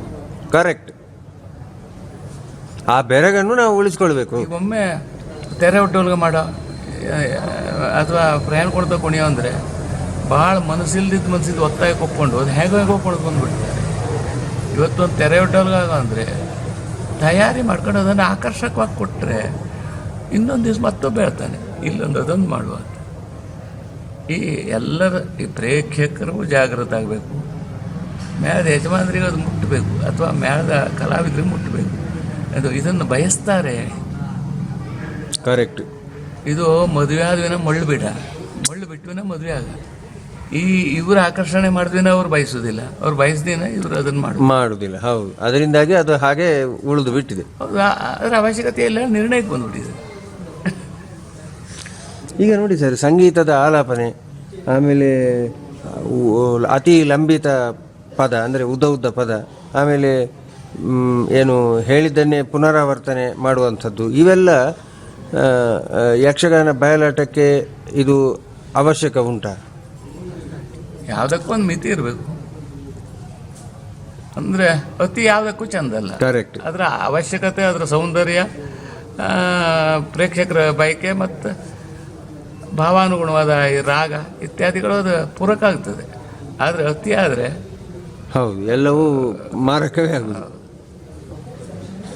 ಈಗ ನೋಡಿ ಸರ್, ಯುವ ಪೀಳಿಗೆ ಯಕ್ಷಗಾನದತ್ತ ಮತ್ತೆ ಆಕರ್ಷಿಸಲ್ಪಟ್ಟಿದೆ. ಬಟ್ ಅವರ ಆಯಾಮ ಒಂದು ಬೇರೆ, ಉದ್ದೇಶ ಆಯಾಮ ಎಲ್ಲವೂ ಕೂಡ ಬೇರೆಯಾಗಿದೆ. ಈ ಒಂದು ಏನು ಈ ಹೊಸ ಆಯಾಮಕ್ಕೆ ನೀವು ಏನು ಹೇಳ್ತೀರಿ? ಆಕರ್ಷಣೆಗೆ ಒಳಪಟ್ಟದ್ದಂತೂ ಹೌದು, ಬಟ್ ಅವರ ಉದ್ದೇಶ ಆಯಾಮ ಬೇರೆ. ಇದಕ್ಕೆ ನಿಮ್ಮ ಅಭಿಪ್ರಾಯ ಏನು? ಆಯಾಮ ಬೇರೆ ಅಂದರೆ ಆಯಾಮ ಬೇರೆ ಅಂತಂದರೆ ನಾವು ಹಿಂದೆ ನೋಡಿದಂತಹ ದೃಷ್ಟಿಕೋನದಿಂದ ಅವರು ಯಕ್ಷಗಾನವನ್ನು ನೋಡ್ತಾ ಇಲ್ಲ. ಅವರ ಒಂದು ದೃಷ್ಟಿಕೋನವೇ ಬೇರೆ. ಅವರಿಗೆ ಕೇವಲ ಮನೋರಂಜನೆ, ಚಪ್ಪಾಳೆ ತಟ್ಟಬೇಕು, ಒಟ್ಟು ಏನು ಆಟ ಗಡದ್ದಾಗಬೇಕು ಎನ್ನುವಂಥ ಒಂದು ದೃಷ್ಟಿಕೋನ ಅವರಲ್ಲಿ ನಾನು ಕಾಣ್ತಾ ಇದ್ದೇನೆ.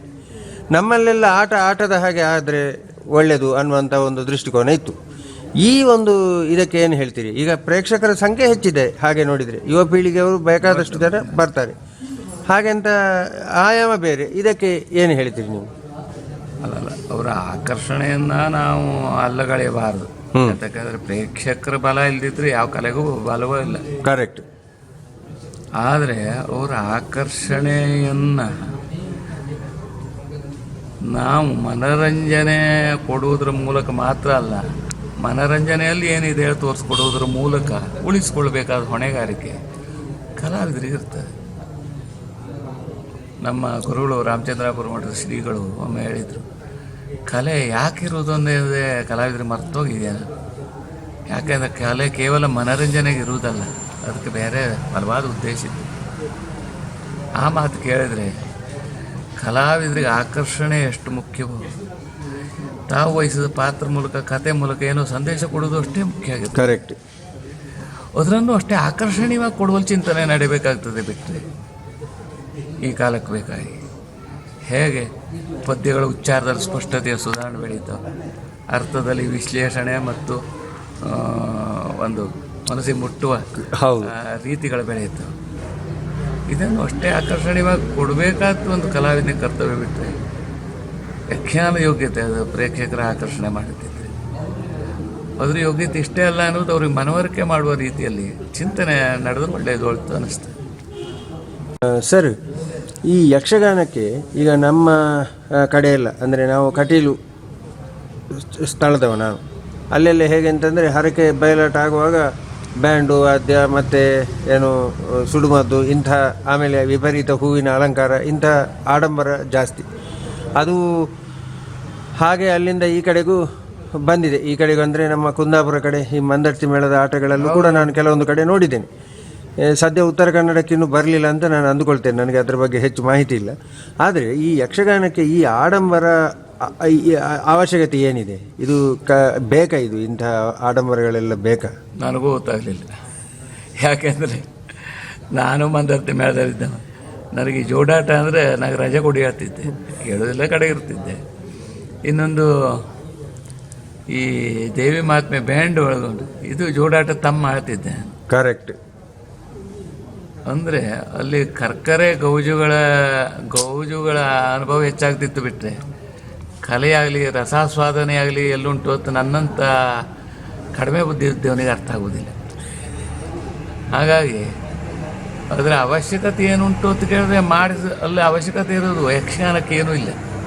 ಮಾಡಿಸಿದವರು ಪ್ರತಿಷ್ಠೆ, ಸೇರುವ ಜನರ ಒಂದು ಇದು ಗದ್ದಲ. ಕರೆಕ್ಟ್. ಅದರಿಂದ ಯಕ್ಷಗಾನ ಕಲೆಗೆ ಬೇಕಾದ್ದು ಏನು ಅಂತ ನನ್ನಂಥವನಿಗೆ ಇನ್ನೂ ಅರ್ಥ ಆಗಲಿಲ್ಲ. ಆದರೆ ಸದಾ ನಿರಾಕರಿಸ್ತಾ ಬಂದಿದ್ದೇನೆ ನನ್ನ ಮಿತಿಲಿ. ಈಗ ನೋಡಿ ಸರ್, ನಮ್ಮಲ್ಲಿ ಯಕ್ಷಗಾನ, ಆಮೇಲೆ ಇನ್ನೊಂದು ತಾಳಮದ್ಲೆ ಅಂತ ಇತ್ತು. ಈಗ ಇತ್ತೀಚೆಗೆ ಯಕ್ಷಗಾನ ವೈಭವ ಅಂತ, ಆಮೇಲೆ ಯಕ್ಷಗಾನ ನಾಟ್ಯ ವೈಭವ ಅನ್ನುವಂಥ ಮತ್ತೆ ಪುನಃ ಬೇರೆಯಾದಂತಹ ಒಂದು ಪ್ರಕಾರಗಳು ಬೆಳೆದು ಬರ್ತಾ ಉಂಟು. ಈ ಯಕ್ಷಗಾನ ವೈಭವದಿಂದ ಅಥವಾ ಯಕ್ಷಗಾನ ನಾಟ್ಯ ವೈಭವದಿಂದ ಯಕ್ಷಗಾನಕ್ಕೆ ಏನು ಪ್ರಯೋಜನ ಉಂಟು? ಯಾಕೆಂದರೆ ಹೊಸ ಚಿಂತನೆಗಳು, ಹೊಸ ಪ್ರಯತ್ನಗಳು, ಹೊಸ ಸಾಧನೆಗಳು ಅಲ್ಲಿ ನಡೀತದೆ. ಆದರೆ ಯಕ್ಷಗಾನಕ್ಕೆ ಬಂದ್ಕೊಂಡು ಅದೇ ಮಾಡಬಾರ್ದು, ಅದರ ಫಲವನ್ನು ಮಾತ್ರ ಇಲ್ಲಿ ಕೊಡಬೇಕು. ಕರೆಕ್ಟ್. ಈಗ ಈ ಹೆಣ್ಣು ಮಕ್ಕಳ ಯಕ್ಷಗಾನ, ಆಮೇಲೆ ಮಕ್ಕಳ ಯಕ್ಷಗಾನಗಳು, ಮತ್ತು ಯಕ್ಷಗಾನವನ್ನು ಉಪವೃತ್ತಿಯಾಗಿ ಸ್ವೀಕರಿಸಿದವರು ಇತ್ತೀಚೆಗೆ ಆ ಸಂಖ್ಯೆ ಹೆಚ್ಚು. ಅಂದರೆ ಅವರು ಬೆಳಿಗ್ಗೆ ಕೆಲಸಕ್ಕೆ ಹೋಗ್ತಾರೆ, ರಾತ್ರಿ ಮೇಳದಲ್ಲಿ ಅವರು ವೇಷ ಮಾಡ್ತಾರೆ. ಈ ರೀತಿ ಇದರಿಂದ ಯಕ್ಷಗಾನಕ್ಕೆ ಉಪಯೋಗ ಉಂಟಾ? ಅದರ ಕನಿಷ್ಠ ಪ್ರಯೋಜನ ಅಂದರೆ ಅಷ್ಟು ಜನ ಯಕ್ಷಗಾನ ಆಸಕ್ತರಾದರೂ ಆಗ್ತಾರೆ. ಕರೆಕ್ಟ್. ಅವರು ಬಂಧು ಬಳಗಾದರೂ ಯಕ್ಷಗಾನ ಒಂದು ನೋಡುವ ಅಂತ ಅಷ್ಟರ ಮಟ್ಟಿಗಾದ್ರೂ ಪ್ರಯೋಜನ ಆಗ್ತದೆ. ಅದಕ್ಕಿಂತ ಹೆಚ್ಚಿನದ್ದು ಏನು ಆಗದೇ ಇದ್ರು ಅದಕ್ಕಿಂತ ಹೆಚ್ಚಿಗೆ ಆಗ್ತದೆಯಲ್ಲೋ ಅನ್ನೋ ವಿಷಯದಲ್ಲಿ ನನ್ನ ಚಿಂತನೆ ಅವಲೋಕನ ಏನಿಲ್ಲ. ನಾನು ಆಲೋಚನೆ ಮಾಡೋ ಕನಿಷ್ಠ ಪ್ರಯೋಜನ ಅದು ನಿಷ್ಪ್ರಯೋಜಕ ಅಂತ ನನಗನ್ನಿಸ್ಲಿಲ್ಲ. ಹೌದು, ಇಷ್ಟು ಪ್ರಯೋಜನ ಅಂತೂ ಉಂಟು. ಮಕ್ಕಳು ಕಲಿಯುವಾಗ ಇದು ಮಾಡ್ತೇನೆ. ನಾಳೆ ಒಬ್ಬ ಇಂಜಿನಿಯರ್ನ ಅಂತ ನಾನು ಸಣ್ಣ ಇದ್ದಾಗ ಯಕ್ಷಗಾನ ಕಲ್ತಿದ್ದೆ. ಯಕ್ಷಗಾನ ಅಂತ ನೋಡುವ, ಒಂದಿಷ್ಟು ಆಸಕ್ತಿಗಳು ಉಳಿದುಕೊಳ್ಬೋದು ಎನ್ನುವ ಒಂದು ಆಶೆ. ಕರೆಕ್ಟ್. ಈ ಹರಕೆ ಬಯಲಾಟಗಳು ಯಕ್ಷಗಾನದ ಅಭಿವೃದ್ಧಿಗೆ ಪೂರಕವೇ? ಅಂದರೆ ನಾನು ಕೇವಲ ಆಟದ ಸಂಖ್ಯೆಯಿಂದ ಹೇಳ್ತಾ ಇಲ್ಲ, ಯಕ್ಷಗಾನ ಕಲೆಯ ಅಭಿವೃದ್ಧಿಗೆ ಪೂರಕವೇ ಅನ್ನುವಂಥ ಒಂದು ವಿಶಾಲವಾದಂಥ ಅರ್ಥವ್ಯಾಪ್ತಿಯನ್ನು ಇಟ್ಟುಕೊಂಡು ನಾನು ಕೇಳ್ತಾ ಇದ್ದೇನೆ. ಕಲಾತ್ಮಕವಾದ ಅಭಿವೃದ್ಧಿ ನಡೆಸುವವರ ಧೋರಣೆಯನ್ನು ಅವಲಂಬಿಸಿರ್ತದೆ. ಯಕ್ಷಗಾನ ಜನಜನಿತ ಆಗಿರುವುದಕ್ಕೆ ಈಗಿನ ಪ್ರಚಾರ ಯುಗದಲ್ಲಿ ಅದೆಲ್ಲ ಇರಲೇಬೇಕಾಗ್ತದೆ. ಕರೆಕ್ಟ್. ಅಲ್ಲದೆ ಇದ್ದರೆ ಅದು ನಮ್ಮ ಮನಸ್ಸಿನಿಂದ ಅಥವಾ ನಮ್ಮ ನೆನಪಿನಿಂದ ದೂರ ಆಗ್ತಾ ಹೋದರೆ ಅದು ಅಷ್ಟರ ಮಟ್ಟಿಗೆ ದೂರದಾಗ ಹೋಗ್ತದೆ. ಹೌದು, ಕರೆಕ್ಟ್. ಅದರಿಂದ ಅದು ನಿಷ್ಪ್ರಯೋಜಕ ಅಂತಲ್ಲ, ಆದರೆ ಈ ರೀತಿಯಿಂದ ಇರೋದಕ್ಕಿಂತ ಬೇರೆ ಅದರ ಧೋರಣೆಗಳ ಅವಶ್ಯಕತೆ ಉಂಟು. ಕರೆಕ್ಟ್. ಅಂದರೆ ಯಕ್ಷಗಾನವನ್ನು ಕಲಾತ್ಮಕವಾದ ಅಲ್ಲಿ ಯಕ್ಷಗಾನದ ಕಲೆ ಹೆಸರಿನಲ್ಲೂ ಒಂದಿಷ್ಟು ನಡೀತದೆ, ಕಾರ್ಯಕ್ರಮ ನಡೀತದೆ, ಗದ್ದಲ ನಡೀತದೆ, ಊಟೋಪಚಾರ ನಡೀತದೆ, ಒಂದಿಷ್ಟು ವ್ಯವಹಾರ ನಡೀತದೆ. ಆದರೆ ಕಲಾತ್ಮಕವಾಗಿ ಏನು ನಡೆಯುತ್ತಾ ನಡೆಯುವಂಥ ಆದರೆ ಆವಾಗ ಅದರಿಂದ ಬಹಳ ಉಪಯೋಗ ಉಂಟು. ಸರ್, ಈಗಿನ ಒಂದು ಕಾಲಘಟ್ಟದಲ್ಲಿ ನೀವೀಗ 40 ವರ್ಷದ ನಿಮ್ಮ ಒಟ್ಟು ಅನುಭವವನ್ನು ಆಧಾರವಾಗಿಟ್ಟು ಹೇಳುವಾಗ, ಈಗಿನ ಕಾಲಘಟ್ಟದಲ್ಲಿ ಯಕ್ಷಗಾನ ಕ್ಷೇತ್ರದಲ್ಲಿ ಭರವಸೆಯ ಕಲಾವಿದರು ರೂಪುಗೊಳ್ಳುತ್ತಾ ಇದ್ದಾರೆಯೇ ಅಥವಾ ರೂಪುಗೊಳ್ಳುತ್ತಾ ಇಲ್ಲವೇ? ಈ ಬಗ್ಗೆ ನಿಮ್ಮ ಒಂದು ಅಭಿಪ್ರಾಯ ಏನು? ಭಾಳ ಕಡಿಮೆ. ಈ ಕಡಿಮೆ ಆಗುವುದಕ್ಕೆ ಕಾರಣ ಏನು ಗೊತ್ತಿಲ್ಲ. ಟಿ ವಿಯೂ ಇರಬಹುದು, ಮೊಬೈಲೂ ಇರಬಹುದು. ಈಗ ಶಾಲೆಯಲ್ಲಿ ನಮಗೆ ಬಿಂಬಿಸುವ, ಮಕ್ಕಳ ಮೇಲೆ ಪರಿಣಾಮ ಮಾಡುವ ನಮ್ಮ ಪರಂಪರೆಯ ನಂಬುಗೆ ವಿಶ್ವಾಸಗಳು ಸಡ್ಲಾಗಿರ್ಬೋದು. ಕರೆಕ್ಟ್. ಟಿ ವಿಯಲ್ಲಿ ಮನಸ್ಸನ್ನು ವಿಕೃತಗೊಳಿಸುವ, ಅನ್ಯದಾರಿಯಲ್ಲಿ ಪ್ರವಹಿಸುವ ಕಾರ್ಯಕ್ರಮಗಳಾಗಿರ್ಬೋದು. ಒಟ್ಟು ನಮ್ಮಲ್ಲಿ ಧರ್ಮ ಅರ್ಥ ಕಾಮ ಮೋಕ್ಷ ಅಂತ, ಧರ್ಮ ಅನ್ನೋದು ನಮ್ಮ ಪರಂಪರೆಯ ಮೌಲ್ಯದ್ದು. ಇಲ್ಲಿ ಅರ್ಥಪ್ರಧಾನವಾಗಿ ಅನೇಕ ಧೋರಣೆಗಳು, ಮಾನಸಿಕವಾದಂಥ ಪರಿಣಾಮಗಳು ಹೆಚ್ಚು ನಡೀತಾ ಇರ್ಬೋದು. ಅದು ಇಂಥ ವಿಕೃತ ಪರಿಣಾಮ ಬೀರಿರ್ಬೋದು ಅಂತ. ಹೌದು, ಅದು ಇಡೀ ಸಮಾಜದ ಮೇಲೆ ಬೀರಿದಾಗ ಯಕ್ಷಗಾನದ ಮೇಲೂ ಬಿದ್ದಿದೆ ಅಷ್ಟೇ ಆಗಿರ್ಬೋದು ಅಂತ ನಾನು ಖಚಿತವಾಗಿ ಹೇಳಲಿಕ್ಕೆ ಅಧ್ಯಯನ ಮಾಡಿದವಲ್ಲ, ಅದು ನನಗೆ ಅನಿಸಿಕೆ ಹಾಗೆ. ಈ ಕಾಲಮಿತಿ ಯಕ್ಷಗಾನದ ಬಗ್ಗೆ ನಿಮ್ಮ ಖಚಿತವಾದಂತಹ ಅಭಿಪ್ರಾಯ ಏನು ಸರ್, ನಿಲುವು ಏನು? ಈ ಕಾಲಕ್ಕೆ ಸುಯೋಗ್ಯವಾದದ್ದು. ಯಾರಿಗೂ ಪುರ್ಸೊತ್ತಿಲ್ಲ, ಸಹನೆ ಇಲ್ಲ. ಅವರಿಗೆ ಇದರ ರುಚಿಯ ಅನುಭವವೂ ಆಗಬೇಕು. ಅವರ ಕೆಲಸ ಕಾರ್ಯಗಳಿಂದ ಇಂದ ಹಾಳಾಯಿತು. ಬೆಳವರಿನಿದ್ರೆ ಗೆಟ್ಟು ನಾಳೆ ಇಡೀ ಮ್ಯಾನ್ ಪವರ್ ಹಾಳಾಗ್ತದೆ. ಹೌದು, ಕರೆಕ್ಟ್. ಈ ಕಾಲಕ್ಕೆ ಅದು ಸೂಕ್ತ ಅಲ್ಲ. ಹೌದು ಹೌದು. ಯಕ್ಷಗಾನದ ಬೆಳವಣಿಗೆಯನ್ನು ಯಾವ ಮಾನದಂಡದಿಂದ ಅಳಿಬಹುದು ಸರ್? ಅಂದರೆ ಈಗ ಪ್ರದರ್ಶನಗಳು ಹೆಚ್ಚು ನಡೀತಾ ಇದೆ ಅಂತ ಯಕ್ಷಗಾನ ಬೆಳವಣಿಗೆ ಆಯಿತು ಅಂತ ಹೇಳುವುದಾ, ಅಥವಾ ಸಿಕ್ಕಾಪಟ್ಟೆ ಪ್ರೇಕ್ಷಕರು ಬರ್ತಾರೆ ಅಂತ ಹೇಳಿ ನಾವು ಬೆಳವಣಿಗೆ ಆಯಿತು ಅಂತ ಹೇಳುವುದಾ? ಅದು ಯಾವ ಮಾನದಂಡ ಏನು ಅದಕ್ಕೆ? ಗೊತ್ತಿಲ್ಲ.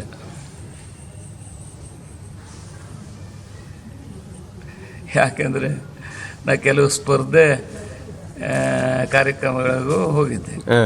ಅಲ್ಲಿ ಗೆಲುವು ಸೋಲು ಆದದ್ದು ಯಾವ ಮಾನದಂಡದಲ್ಲಿ ಇನ್ನೂ ನನಗೆ ಗೊತ್ತಿಲ್ಲ. ನಾನು ಗೆದ್ದಿದ್ದೆ, ನನಗೂ ಪ್ರಥಮ ಬಹುಮಾನ ಬಂದಿದೆ. ಆದರೆ ಯಾವ ಮಾನದಂಡ ನನಗೂ ಇನ್ನೂ ಪತ್ತೆಯಾಗಲಿಲ್ಲ. ಆದರೂ ಒಂದಂತೂ, ಒಂದು ತಿಳಿದ ಸದಭಿರುಚಿಯ ಪ್ರೇಕ್ಷಕರಿಗೆ ಸಂತೋಷ ಆದರೆ, ಸಜ್ಜನರು ಅದರಿಂದ ಸತ್ತು ಪ್ರೇರಿತರಾದರೆ, ಅಥವಾ ಒಂದು ಒಳ್ಳೆಯ ಅಭಿಪ್ರಾಯಕ್ಕೆ ಆ ಕಾರ್ಯಕ್ರಮ ಪಾತ್ರ ಆದರೆ, ಅಷ್ಟರ ಮಟ್ಟಿಗೆ ಅದು ಸುಯೋಗ್ಯವಾಗಿದೆ, ಸುಯೋಗ್ಯವಾಗಿ ಬೆಳೆದಿದೆ. ಒಮ್ಮೆ ಗುಂಡ್ವಾಳದಲ್ಲಿ ಪದೇ ಪದೇ ಮಾರುತಿ ಪ್ರತಾಪ ಆಂಜನೇಯ ಸ್ವಾಮಿ, ಆಂಜನೇಯನ ಎದುರಿಗೆ ಆಟ, ದಿನ ಹೊಸ ಮಾರುತಿ ಪ್ರತಾಪ ಬೇಜಾರು ಬಂದೋಯ್ತು ಅಂತ ಹೇಳ್ತಿದ್ರು ಕೆಲವು ಕಲಾವಿದರು. ಸ್ವಾಭಾವಿಕ ಬಿಡಿ, ಅದು ಆಕ್ಷೇಪಕ್ಕಲ್ಲ ನಾ ಹೇಳೋದು. ಅದು ನನ್ನ ಆಲೋಚನೆ ಹೇಗಿತ್ತು ಅಂದರೆ, ದಿವಸ ಆದಮೇಲೆ ನಮ್ಮದು ಅದು ಮಾಸ್ಟರ್ ಪೀಸ್ ಆಗಬೇಕು. ನಾವು ಬೇಜಾರು ಬರಬಾರ್ದು, ಪ್ರೇಕ್ಷಕರು ಬೇಜಾರು ಬರಬಾರ್ದು. ಅದು ಬಿಟ್ಟು ನಾವೇ ಬೇಜಾರು ಬಿಟ್ಕೊಂಡ್ರಿ ಏನು ಮತ್ತೆ? ಇದು ನನ್ನ ಆಲೋಚನೆ. ಕರೆಕ್ಟ್. ಅದು ಈಗ ನಾವು ಒಂದು 100 ಸಲ ಮಾಡಿದ್ರೆ ಹಂತ ಹಂತವಾಗಿ ಅದು ಬೆಳೀತಾ ಹೋಗಬೇಕು. ಹೌದು, ಆಗಬೇಕು. ಅಥವಾ ಬೇಡದಿದ್ದೆಲ್ಲ ಕಳಚಿ ಬೇಕಾದ ಬೆಳವಣಿಗೆ ಆಗ್ತಾ ಹೋಗ್ಬೇಕು. ಈಗ ನಾವು 100 ಗಣಪತಿ ಮೂರ್ತಿ ಮಾಡಿದ್ರೆ 100ನೇ ಚೆನ್ನಾಗಿ ಆಗಬೇಕು. ಗಣಪತಿ ಮಾಡಿ ಬೇಜಾರು ಬಂದಾಯಿತು ಅಂತ ಹೇಳ್ಬಾರ್ದು. ಹೌದು. ಈಗ ನಮ್ಮ ಕಟೀಲಲ್ಲಿ ಕೂಡ ಹಾಗೆ ದೇವಿ ಮಹಾತ್ಮೆ ವರ್ಷಕ್ಕೆ 101 ಮೇಳದ್ದೇ ವರ್ಷಕ್ಕೆ 100 ದಾಟ್ತದೆ. ಅದೇ ಮಾಡುದು ಅಲ್ಲ ಹೇಳಿದ್ದು. ಮತ್ತು ಅದರಲ್ಲಿ ಆಲಸ್ಯ ಬೆಳಿಬಾರ್ದು. ಒಬ್ಬ ಕಲಾವಿದ ರಂಗದಲ್ಲಿ ಪಾತ್ರದಲ್ಲಿ ಆಲಸ್ಯ ಬೆಳೆದು ಒಳ್ಳೆಯ ಲಕ್ಷಣ ಅಲ್ಲ. ಈ ಯಕ್ಷಗಾನ ಪ್ರದರ್ಶನಗಳಿಗೆ ಕಲಾ ವಿಮರ್ಶೆ ಅನ್ನುವಂಥದ್ದು ಅವಶ್ಯಕತೆ ಉಂಟಾ? ವಿಮರ್ಶೆ ಅಲ್ಲೋದಕ್ಕೂ ಅವಶ್ಯಕತೆ ಹೌದು. ಯಾಕಂದರೆ ಸಾಣೆ ಹಿಡ್ದಂಗೆ ಅದು, ಆದರೆ ಸರಿಯಾಗಿ ಆಗಬೇಕು. ನಾನು ಕಾಣಿಸ್ಕೊಳ್ಳಿಕ್ಕೆ ನಾವು ವಿಮರ್ಶೆ ಮಾಡಬಾರ್ದು. ಕರೆಕ್ಟ್. ವ್ಯಾಖ್ಯಾನವನ್ನೇ ನೋಡಿ ಅದನ್ನೇ ಉದ್ದೇಶಿಸಿ ವಿಮರ್ಶೆ ಮಾಡಬೇಕು, ನಿಷ್ಪಕ್ಷಪಾತ ದೃಷ್ಟಿಯಿಂದ, ಪೂರ್ವಾಗ್ರಹ ಪೀಡಿತರಾಗದೆ. ಅದು ಒಳ್ಳೆಯದೇ. ಅಂದರೆ ಈಗ ಹೆಚ್ಚಿನವರು ಕೇವಲ ಹೊಗಳಿಕೆಯನ್ನೇ ವಿಮರ್ಶೆ ಅಂತ ಹೇಳುವವರು ಇದ್ದಾರೆ, ಅಥವಾ ಕೇವಲ ಹೇಳಿದ್ದಲ್ಲ. ಅಂದರೆ ಇಂಥ ವಿಮರ್ಶೆ ಬೇಕು. ಮತ್ತು ಅಲ್ಲದೇ ಇದ್ರೆ ಉದಾಹರಣೆಗೆ ನಮ್ಮ ಮುಖ ನಮಗೆ ಕಾಣೋದಿಲ್ಲ. ಕರೆಕ್ಟ್. ನಿನ್ನ ಅಭಿನಯ ನಿನ್ನೆ ಅಲ್ಲಿ ವಿಕಾರ ಆಯಿತು, ನೀ ಅಲ್ಲಿ ನಿನ್ನೆ ಬೆಳಕಿದ್ದಲ್ಲಿ ನಿಂತ್ಕೊಳ್ಳಿಲ್ಲ, ನೀ ಅಲ್ಲಿ ಮೈಕೋದ ಹತ್ರ ಬರೆದು ಮಾತಾಡಲಿಲ್ಲ. ಇದು ಪ್ರೇಕ್ಷಕರಿಗೆ ಗೊತ್ತಾಗ್ತದೆ, ನಮಗಲ್ಲ. ಈ ಯಕ್ಷಗಾನವನ್ನು ಉಳಿಸಿ ಬೆಳೆಸಬೇಕಾದ ಹೊಣೆ ಯಾರ್ದು ಸರ್? ಕಲಾವಿದರದ್ದ? ಎಲ್ಲರೂ. ಇಡೀ ಸಮಾಜ ಸೊತ್ತು ಅದು ಒಂದು ಕಲೆ ಅಂದರೆ. ಮೊನ್ನೆ ಗೋಪಾಲಕೃಷ್ಣ ಹೆಗಡೆ ಅಂತ ಒಬ್ಬ ಒಳ್ಳೆಯವಾಗುತ್ತೆ ಪರಮೇಶ್ವರ ಹೆಗಡೆ ಚಂದ ಮಾತಾಡಿದ್ದು, ಕಲಾವಿದರನ್ನು ಸರಿ ಬಳಸ್ಕೊಳ್ಳದಿದ್ರೆ ಅದರಿಂದ ಹಾನಿ ಕಲಾವಿದನಲ್ಲ, ಸಮಾಜಕ್ಕೆ. ಅದು ಕರೆಕ್ಟ್. ಅದು ಸೊತ್ತು ಅಂತ. ಅದನ್ನು ನಾ ತುಂಬ ಹಾರ್ದಿಕವಾಗಿ ಒಪ್ಕೊಂಡಿದ್ದೆ. ಈ ಕಲೆಯನ್ನು, ಯಕ್ಷಗಾನ ಕಲೆಯನ್ನು ಬಿಟ್ಟು ಬೇರೆ, ಈಗ ನೀವು ಗಣಪತಿ ಮಾಡ್ತೇ ಇದ್ದೀರಿ ಅಂತ ಹೇಳಿದ್ರಿ, ಆಮೇಲೆ ಏನು ಪೇಂಟಿಂಗ್ನಲ್ಲಿ ಇದು ಇತ್ತು ಅಂತ ಹೇಳಿದ್ರಿ, ಅದನ್ನು ಇದು ಬಿಟ್ಟು ಬೇರೆ ಏನೆಲ್ಲ ನೀವು ಆಸಕ್ತಿ ಉಂಟು ಸರ್? ನಾನು ಸಾಂಸ್ಕೃತಿಕ ಸಾಮಾನ್ಯ ಎಲ್ಲ ಕಾರ್ಯಕ್ರಮನ ಅವಕಾಶ ಇದ್ದರೆ ನೋಡಲಿಕ್ಕೆ ಕೇಳಲಿಕ್ಕೆ ಹೋಗ್ತೇನೆ. ಶಾಸ್ತ್ರೀಯ ಸಂಗೀತ ಕಾರ್ಯಕ್ರಮಕ್ಕೆ ಹೋಗ್ತೇನೆ, ಭಜನೆಗೆ ಹೋಗ್ತೇನೆ, ಕೀರ್ತನೆಗೆ ಹೋಗ್ತೇನೆ, ಸರ್ಕಸ್ ಬಂದರೂ ಹೋಗ್ತೇನೆ, ನಾಟಕ ಬಂದರೂ ಹೋಗ್ತೇನೆ. ಅಂತೂ ಸರ್ವ ಕಲೆಗಳಲ್ಲೂ ನಿಮಗೆ ಅಭಿರುಚಿ ಉಂಟು. ಅದು ಎಷ್ಟೊತ್ತು ಅಂದರೆ ನನಗೆ ಹಿತ ಆದರೆ ಉಳಿತೇನೆ, ಅಲ್ದಿರ ಹೊರಡ್ತೇನೆ. ಈ ಯಕ್ಷಗಾನದ ಹೋಗ್ತೇನೆ. ಈ ಯಕ್ಷಗಾನದ ಇಷ್ಟೆಲ್ಲ 40 ವರ್ಷದಿಂದ, 4 ದಶಕಗಳಿಂದ ನೀವು ಇಲ್ಲಿ ಇದರಲ್ಲಿ ಇದ್ದೀರಿ. ನಿಮ್ಮ ಕುಟುಂಬದ ಒಂದು ಸಹಕಾರದ ಬಗ್ಗೆ ಒಂದೆರಡು ಮಾತು ಹೇಳಿ ಸರ್. ಹೌದು, ನಮ್ಮಮ್ಮ ಅನಾಥ ಸ್ಥಿತಿಯಲ್ಲಿ ಕರ್ಕೊಂಡು ಬಂದ್ರಲ್ಲ ಅಜ್ಞೆ ಮನೆಗೆ. ಅಲ್ಲಿಂದ ನಾವು ಕಡೆಗೆ ಒಂದು ಈ ಜನತಾ ಮನೆ ಅಂತ ಒಂದು ಕೊಡ್ತಿದ್ರು, ಅಲ್ಲಿ ಒಂದು ಸಿಕ್ತು ಒಳಗು. ಆಗ ಹೀಗೆ ಅಮ್ಮನ ಅಂಗಡೆ ಕುಂಡ್ಬಾಳೆಗೆ ಹೋದ್ನಲ್ಲ, ಆನಂತರ ಮತ್ತೆ ಅವನವ್ರ ಮೇಳಕ್ಕೆ ಹೋದೆ. ಆವಾಗ ನಾ ಹೇಗೆ ಅಂದರೆ ಅಮ್ಮ ಕೂತ್ಕೊಳ್ತಿದ್ದೆ, ನಿಂತ್ಕೊಂಡೆ. ಅಮ್ಮನ ಮಾತು ಅಂದರೆ ಅದಕ್ಕಿಂತ ಈಗ ಕೇಳೋದಿಲ್ಲ ಅಂತಲ್ಲ, ಈಗ ಅಮ್ಮನ ಹೇಳ್ದಂಗೆ ಕೇಳಿಸ್ತೇನೆ. ಅದೆಲ್ಲ ಆ ಸ್ಥಿತಿ ಇಲ್ವಾ, ನಮ್ಮ ಅಮ್ಮ ಬೇಡ ಅಂದ್ರೆ ಹೋಗೋದಿಲ್ಲ ಆಗಿತ್ತು ನಾನು.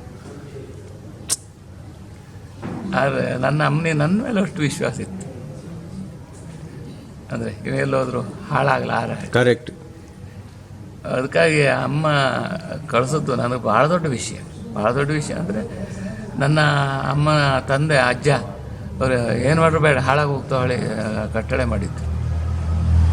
ನಮ್ಮ ಮಾವನವರು ಹಾಗೆ, ಅವರು ಮೇಳದಲ್ಲಿ 2-3 ವರ್ಷ ಆಸೆ ಮಾಡಿದ್ಮೇಲೆ ನನ್ನ ಸ್ವಭಾವದ ಬಗ್ಗೆ ಅರ್ಥ ಮಾಡಿಕೊಂಡ್ರು. ಮೇಳಕ್ಕೆ ಹೋಗೋ ವಿಷಯದಲ್ಲಿ ಅವರು ಆತಂಕ ಪಟ್ಟುಕೊಳ್ಳಿ. ಇಷ್ಟಾದಮೇಲೆ ನನ್ನ ತಮ್ಮ, ನಾನು ಆಟಕ್ಕೆ ಹೋಗಿ ಬರೋದು, ಏನಾದರೂ ಕೊಟ್ಟು ಕಾಸು ಒಂದು ಮನೆಗೆ ಗೊತ್ತಾಗೋದು, ಇಡೀ ಮನೆ ವ್ಯವಹಾರ ಅವನು ನೋಡ್ಕೊಳ್ತಿದ್ದ. ಮದುವೆ ಆದಮೇಲೆ ನನ್ನ ಹೆಂಡತಿಯು ಯಾವುದೇ ತೊಂದರೆ ಮಾಡಲಿ, ನನಗೆ ಎಲ್ಲ ಅನುಕೂಲ ಮಾಡಿಕೊಟ್ಟು, ನಮ್ಮ ಶ್ರಮಕ್ಕಿಂತ ಮನೆಯಲ್ಲಿ ಅವ್ರ ಶ್ರಮವನ್ನು ಸಲ ಹೆಚ್ಚಾಗುವುದುಂಟು. ಈಗ ನನಗೆ ತುಂಬ ಸಹಕಾರ ಸಿಕ್ಕಿದೆ. ಆ ವಿಷಯದಲ್ಲಿ ಏನೇನೂ ತೊಂದರೆ ಆಗಲಿಲ್ಲ. ಅಂದರೆ ನಮ್ಮ ಆರ್ಥಿಕ ಅನಾನುಕೂಲತೆ ಇರ್ಬೋದು, ನಮಗೆ ಯಕ್ಷಗಾನಕ್ಕೆ ಹೋಗೋದಕ್ಕೆ ಅನಾನುಕೂಲತೆ ಕುಟುಂಬದಿಂದ ಎಳ್ಳಷ್ಟು ಆಗಲಿಲ್ಲ. ಭಾಳ ಪ್ರೀತಿಯಿಂದ ಪ್ರೋತ್ಸಾಹಿಸಿದ್ದೆ. ಈಗ ನಿಮಗೆ ಹೇಳಿ, ಹೆಮ್ಮೆ ಪಟ್ಟಿದ್ದೆ. ಈಗ ನಿಮಗೆ ಈ 40 ವರ್ಷ ಸಾಗಿ ಬಂದ ನಂತರ ಈಗ ನಿಮಗೆ ಈ ಕುರಿತು ಏನನ್ನಿಸ್ತದೆ ಸರ್? ಒಂದು ಹೆಮ್ಮೆಯ, ಒಂದು ಸಂತೋಷದ, ತೃಪ್ತಿಯ ಭಾವನೆ ಉಂಟಾ, ಅಥವಾ ಹೇಗೆ ನಿಮ್ಗೆ ಏನನ್ನಿಸ್ತದೆ? ಒಂದು ಕಲಾವಿದನಾಗಿ ಬದುಕೊಟ್ಟುಕೊಂಡದಕ್ಕೆ ನನಗೆ ಸಂತೋಷ ಉಂಟು. ಯಾಕೆಂದರೆ ಒಬ್ಬ ಮನುಷ್ಯ ಹುಟ್ಟ ಮೇಲೆ 4 ಜನಕ್ಕೆ ಏನಾದರೂ ಒಂದು ಒಳ್ಳೆಯ ಕೆಲಸ ಮಾಡಬೇಕು. ಆರ್ಥಿಕವಾಗಿ ಅನಾನುಕೂಲದಿಂದ ನನಗೇನು ಮಾಡಲಿಕ್ಕೆ ಆಗಲಿಲ್ಲ. ಮತ್ತು ಸಮಾಜದಲ್ಲೂ ಬೇರೆ ಒಂದು ಪ್ರತಿಷ್ಠೆ ಯಾವ ಸ್ಥಾನ ನಂದಲ್ಲ. ಆದರೆ ಒಂದು 10 ಜನ ಪ್ರೇಕ್ಷಕರಿಗೂ ಸಂತೋಷ ಆಯ್ತಲ್ಲ, ಇದು ನನಗೆ ಯಕ್ಷಗಾನ ಕಲೆಯಿಂದ ಸಾಧ್ಯ ಆದ್ದಕ್ಕೆ ಹೆಮ್ಮೆ ಉಂಟು. ಇನ್ನೊಂದು ಅಂದರೆ ಹೇಗೆ ಹಸಿರು ಎಲೆ ಪರಿಸರದ ಆರೋಗ್ಯಕ್ಕೆ ಪೂರಕವು, ಈ ಕಲೆ ಎನ್ನುವುದು ಸಾಮಾಜಿಕ ಆರೋಗ್ಯಕ್ಕೆ ಪೂರಕವಾದ್ದು. ಹೇಗೆ ಅಂತ ಕೇಳಿದ್ರೆ, ಮನಸ್ಸಿನ ಕ್ಲೇಶವೇ ಎಲ್ಲ ಅನಾಹುತಗಳಿಗೆ ಕಾರಣ. ಕರೆಕ್ಟ್. ಮನಸ್ಸಿನ ಕ್ಲೇಶ ಕೆಳೆದು ಸಂತೋಷ ಕೊಡುವ ಕಲೆಯಿಂದ ಮನಸ್ಸು ಮೃದುವಾಗ್ತದೆ, ಒಂದು ಸದ್ಭಾವಕ್ಕೆ ಪ್ರೇರಕ ಆಗ್ತದೆ. ಅದು ಅಷ್ಟರ ಮಟ್ಟಿಗೆ ಅಪಾಯವನ್ನು ತಡೆದು ಸಮಾಜದ ಒಳಿತಿಗೆ ಕಾರಣ ಆಗ್ತದೆ. ಅಂಥ ಕಲೆಯಲ್ಲಿ ಆರ್ಥಿಕವಾಗಿ ಸಬಲ ಅಲ್ಲದೆ ಇದ್ದರು, ಕೌಟುಂಬಿಕವಾಗಿ ಬೇಕಷ್ಟು ಸಮೃದ್ಧಿಯನ್ನು ಆರ್ಥಿಕ ಹೊಂದದೇ ಇದ್ದರು, ಒಂದು ಇಂಥ ಯಕ್ಷಗಾನ ಕಲೆಯಲ್ಲಿ ನನ್ನ ಬದುಕು ರೂಪಿತಾದ್ದಕ್ಕೆ ನನಗೆ ಬಹಳ ದೊಡ್ಡ ಧನ್ಯತೆ, ಸಮಾಧಾನ ಇದೆ.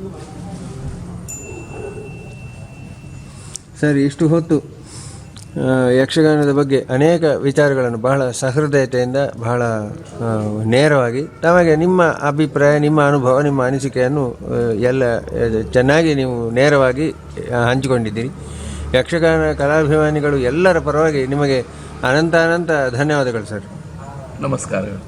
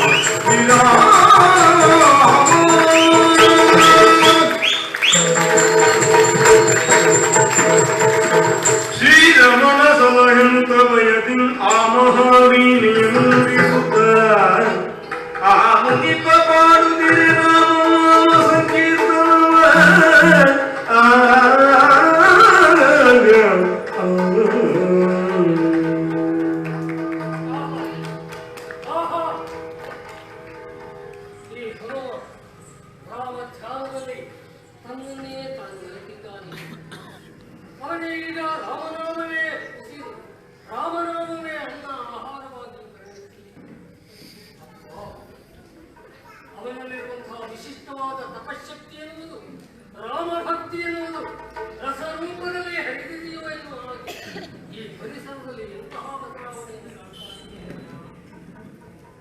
ನಾವು ಕೂಡಿದಂತಹ ಶಬ್ದವನ್ನು ಊಟಕ್ಕೆ ಬಡಿದು ಅಪ್ಪಳಿಸಿ ನಮಗೆ ಕೇಳುವ ಹಾಗೆ ಅವನಿಂದ ಉಚ್ಚರಿಸುವಂತಹ ರಾಮ ನಾಮ ಎನ್ನುವುದು ಇಲ್ಲಿಯ ಪರಿಸರದ ಮೇಲೆ ಪ್ರಭಾವವನ್ನು ಬೀರಿದೆ. ಇಲ್ಲಿಯ ಮರ ಗಿಡಗಳೆಲ್ಲ ರಾಮ ರಾಮ ರಾಮ ರಾಮ ಎಂದು ಭಾಸವಾಗ್ತಾ ಇದೆ. ಧನ್ಯ ಧನ್ಯ.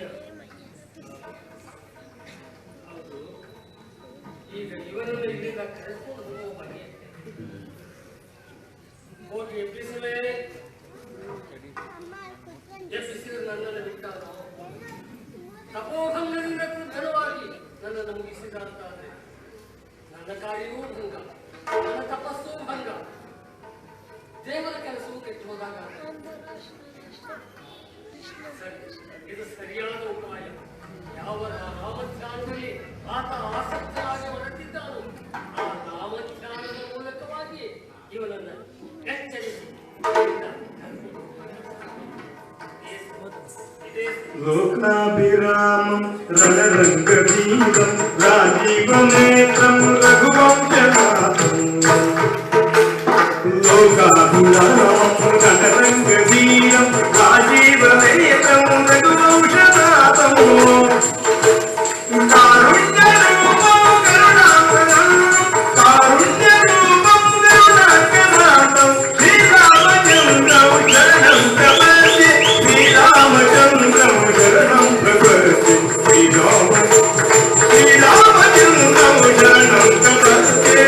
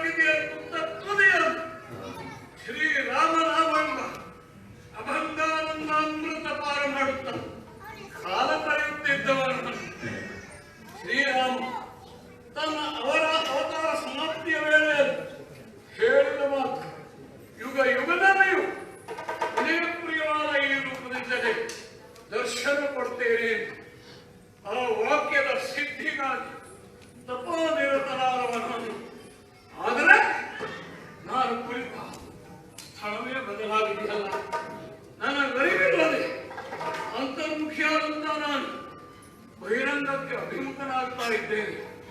ಕಂಡುಬಿಟ್ಟು ನೋಡಿದ್ರೆ ಮೊದಲೊಂದು ಸ್ಥಳವಲ್ಲಾದದ್ದಲ್ಲ, ಮೊದಲೊಂದು ಸ್ಥಳಕ್ಕೆ ನಾನು ಬಂದಿದ್ದೇನೆ.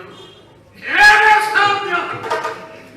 ಯಾಕೆಂದ್ರೆ ಚಂಚಲತೆಯ ಪ್ರತೀಕವಾದ ಒಬ್ಬ ಕಪಿಯಾಗಿ ಕುಳಿತಿದ್ದಲ್ಲ.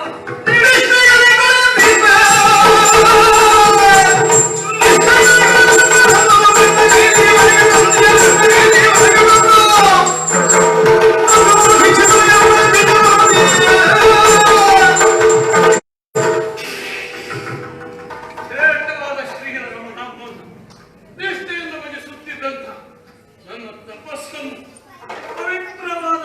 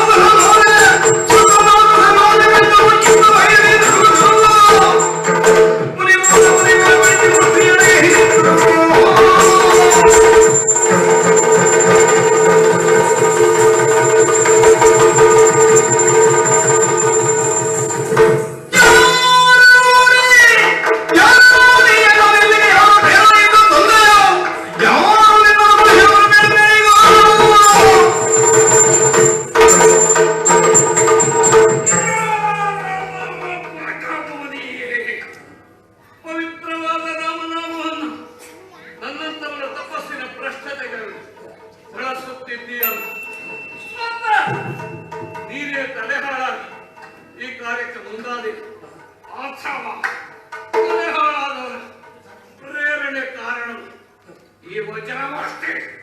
ನಿನ್ನ ನೆಕ್ಕಿನ ಸ್ಪರ್ಶಿಸುವ ಮೊದಲು ನಾರದನು ನಡುನಡುಗುತ್ತಿದ್ದನು ವಾದಿಜಾಂಬಕ ರಾಮಚಂದ್ರನ ಚಾರು ಚರಣಗಳಾಣೆ ಕೊಲ್ಲೆನುಂತ ಭಾಷೆ ನೀಡಿದರೆ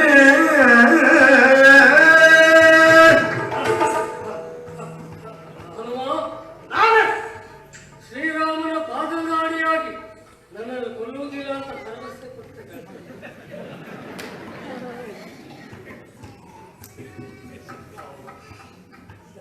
ನಮ್ಮ ಹಳೆಯ ರಾಮನೇ ವಿಶ್ವಾಸ ನಿನಗೆ. ಖಂಡಿತ ನಿನ್ನನ್ನು ರಕ್ಷಿಸುವುದು ಕಣ್ಣು ಬೇಡ, ಯಾರು ಬೇಡ. ಆ ನಿನ್ನ ವಿಶ್ವಾಸಕ್ಕೆ ನಿನ್ನ ರಾಮನೇ ನಿನ್ನನ್ನು ರಕ್ಷಿಸ. ಆದರೆ ಏನಾದರೂ ಹೊರಬಂದು ಒಳಬಂದು ಮಾಡಿದೆವು ಯಮ ಹೊರಗಿಂದ ಬರುವುದು ಬೇಡ. ನೀನು ಹೊರಗಿಂದಲೇ ನಾವು ಯಮ ನಿನ್ನನ್ನು ಬಂದು ಬರ್ತಾರೆ. ಹೇಳು, ನಾನು ನೀನು ನಾರದ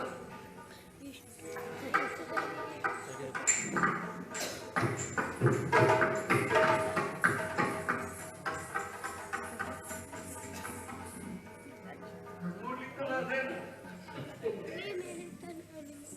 ಸ್ವಾಮಿ, ನೀವು ಹರಿಭಕ್ತ, ನಾನು ರಾಮಭಕ್ತ. ಹರಿ ಬೇರೆ ಅಲ್ಲ, ಶ್ರೀರಾಮಚಂದ್ರ ಬೇರೆ ಅಲ್ಲ. ಲೋಕಕ್ಕೆ ಭಕ್ತಿಯ ಬೀಜ ಬಿತ್ತಿದ ಮಹಾನುಭಾವರು. ಒಂದೇ ದೇವರ ಭಕ್ತರಾಗಿ, ಪರಸ್ಪರ ಬಂಧುಗಳ ಹಾಗೆ, ಪ್ರೇರಕರಾಗಿ, ಚಾಲಕರಾಗಿ, ಅನುಕೂಲರಾಗಿ ಸಹಕರಿಸಿಕೊಳ್ಳಬೇಕಾದರು. ಹೇಳಿ ಸ್ವಾಮಿ, ನನ್ನಂತವನ ತಪಸ್ಸಿನಿಂದ ಯಾರಿಗೆ ಏನು ನಷ್ಟ ಆಯ್ತು ಅಂತ ಹೀಗೆ ಮಾಡ್ತೀವಿ ಅಲ್ಲ. ನನ್ನ ತಪಸ್ಸು ಹಾಳಾದ್ರೆ ಯಾವ ಪುಣ್ಯಾತ್ಮೆ ಒಳ್ಳೆಯದಾಗ್ತದೆ ಹೀಗೆ ಮಾಡ್ಬಿಡ್ತೀವಿ ಸ್ವಾಮಿ. ನಿನ್ನ ತಪಸ್ಸನ್ನು ಭಂಗಗೊಳಿಸುವುದು ನನ್ನ ಉದ್ದೇಶ ಖಂಡಿತ ಅಲ್ಲ. ಆದ್ರೆ ಆದರೂ ನಿನ್ನನ್ನು ಎಚ್ಚರಿಸಲೇಬೇಕಾದ ಅನಿವಾರ್ಯ ಬಂತು. ಏನಂತ ಅಂದ್ರೆ ಕಾರಣ ಇಷ್ಟೇ. ಏನು? ಲೋಕ ಸಂಚಾರಿಯಾದಂತಹ ನಾನು ಸಂಚರಿಸುತ್ತಾ ವೈಕುಂಠವನ್ನು ಸೇರಿದೆ. ಆ ವೈಕುಂಠದಲ್ಲಿ ಇರಬೇಕಾದಂತಹ ಕಡೆಯೇ ಇರಲಿಲ್ಲ. ಏನಾಯ್ತು? ಅದಕ್ಕೆ ಕಾರಣ ಇಷ್ಟೇ. ಏನು? ವೈಕುಂಠವಾಸಿಯಾದ ನಾರಾಯಣ ರಾಮಾಭಿರಾಮದಿಂದ ಅಯೋಧ್ಯೆಯಲ್ಲಿ ಅವತಾರವನ್ನು ಎತ್ತಿದ್ದಾನಲ್ಲ. ಆ ಕಾಲದಲ್ಲ ನೀವು ವೈಕುಂಠಕ್ಕೆ ಬಂತು. ಆದ್ದರಿಂದ ಈ ಹೊತ್ತು ರಾಮದರ್ಶನವನ್ನು ಮಾಡಬೇಕು ಎನ್ನುವ ಉದ್ದೇಶದಿಂದ ನೇರವಾಗಿ ಅಯೋಧ್ಯೆಗೆ ಹೋಗಿ ರಾಮ ಭಗವಾನ್ ಇವತ್ತು ಅಯೋಧ್ಯೆ ಹೋದ್ರ? ರಾಮ ಜನ್ಮಭೂಮಿಗೆ ಹೋದ್ರ? ಖಂಡಿತ ಯಾಕೆ ರಾಮ ಜನ್ಮಭೂಮಿ ಹನುಮಾನ್ ಹೇಳಿ. ಏನು ಹೇಳಿ? ನಿಜವಾಗಿ ಹೇಳಿದ ರಾಮನಿರುವಂತಹ ಅಯೋಧ್ಯೆ, ಆ ರಾಮರಾಜ್ಯವನ್ನು ಬಣ್ಣಿಸುವಲ್ಲಿ ನನ್ನ ನಾಡಿಗೆ ಬಡವಾಗಿರುತ್ತಾರೆ. ರಾಮರಾಜ್ಯ ಅಂದ್ರೆ ಹಾಗೆ ಆದಷ್ಟು ಬಣ್ಣಿಸಿಬಿಟ್ಟಿದ್ದಾರೆ, ಬಿಟ್ಟರೆ ಪೂರ್ಣ ಬಣ್ಣಿಸ್ಲಿಕ್ಕೆ ಯಾರಿಗೂ ಹಾಗೆ ಅಲ್ಲಿ ಕೊಟ್ಟೆಯನ್ನು ಬಡಿಸುವುದಕ್ಕೂ ಸಾಧ್ಯ ಇಲ್ಲ. ಆ ವೈಭವವನ್ನು ಕಾಣುತ್ತಾ ಕಾಣುತ್ತಾ ರಾಮ ಸಭೆಯನ್ನು ಸೇರಿದೆ. ನೀವು ಹೌದು, ರಾಮ ಸಭೆ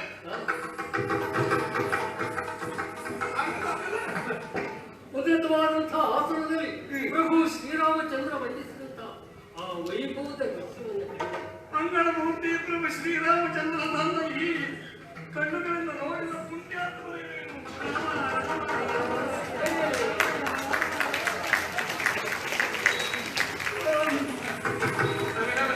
ಎರಡರಲ್ಲಿ ಸೀತಾಮಾತೆ, ಅಮ್ಮ ತಾಯಿ ತಮ್ಮರು ಮನದಲ್ಲಿ ಅನುಜನಾದಂತಹ ಲಕ್ಷ್ಮಣ, ಭರತ, ಶತ್ರುಘ್ನರು ಓಹೋ ಇವರನ್ನೆಲ್ಲ ಕೂಡಿಕೊಂಡು ವೈಭವದ ಸಭೆಯಲ್ಲಿ ವಂದಿತರಾಗಿದ್ದ ಶ್ರೀರಾಮಚಂದ್ರ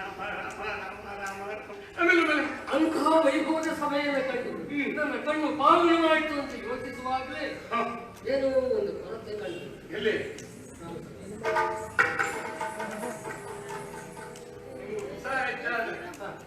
ನೋಡಲಿಕ್ಕೆ ಶಬ್ದ ಸಿಗದೆ ಇದೆ. ಸುಮ್ಮನಿದ್ರು ತೊಂದರೆ ಇಲ್ಲ. ಸುಮ್ಮನಿದ್ರು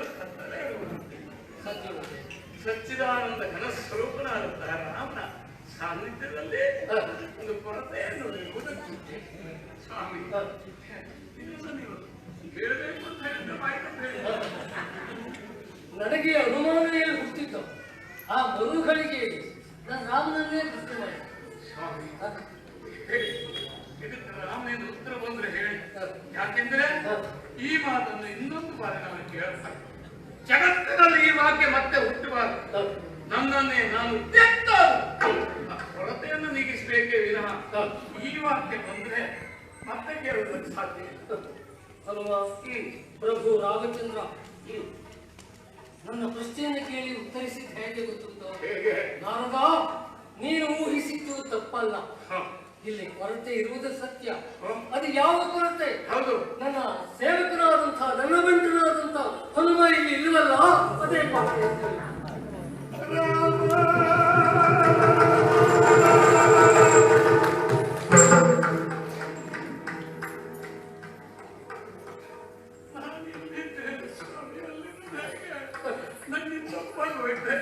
ನನ್ನ ಸ್ವಾಮಿಗೆ ನಾನು ಮನಸ್ಸಿಗೆ ನೋಟು ಮಾಡಿಬಿಟ್ಟೆ. ಆವಾಗ ಪ್ರಭು ರಾಮಚಂದ್ರ ಹೇಳಿತು, ನಾರದ ಹೋಗು, ನನ್ನ ಬಂಟನನ್ನು ಆದಷ್ಟು ಬೇಗ ಹೋಗಿ ಕರ್ಕೊಂಡು ಬಾ ಅಂತ ನನ್ನನ್ನು ಕಳಿಸಿಕೊಟ್ಟು. ಅದಕ್ಕಾಗಿ ನಾನು ಇಲ್ಲಿಯವರೆಗೆ ಬಂದೆ. ಕ್ಷಮಿಸಿ.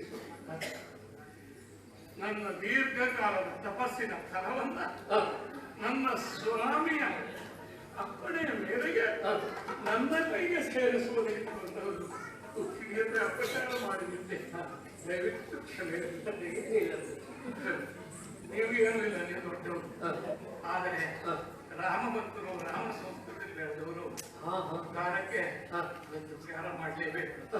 ಅಲ್ಲ, ಒಂದು ಹೃದಯದ ಮಾಡಲೇಬೇಕು. ಅಲ್ಲಿದ್ದರೆ ರಾಮನಿಗೆ ಮುಖ ತೋರಿಸುವ ನೈತಿಕ ಯೋಗ್ಯತೆ ಉದ್ಯೋಗಿಸಿ. ಹಾಗಿದ್ರೆ ರಾಮ ನನಗಾಗ್ತಾಯಿದ್ದಾರೆ, ನಾನು ರಾಮನಿಗಾಗಿ ಶ್ರೀರಾಮಚಂದ್ರನ ಶ್ರೀರಾಮ ಶ್ರೀಮನ್ನಾರಾಯಣ ರಾಮ ಶ್ರೀಮನ್ನಾರಾಯಣ ರಾಮ.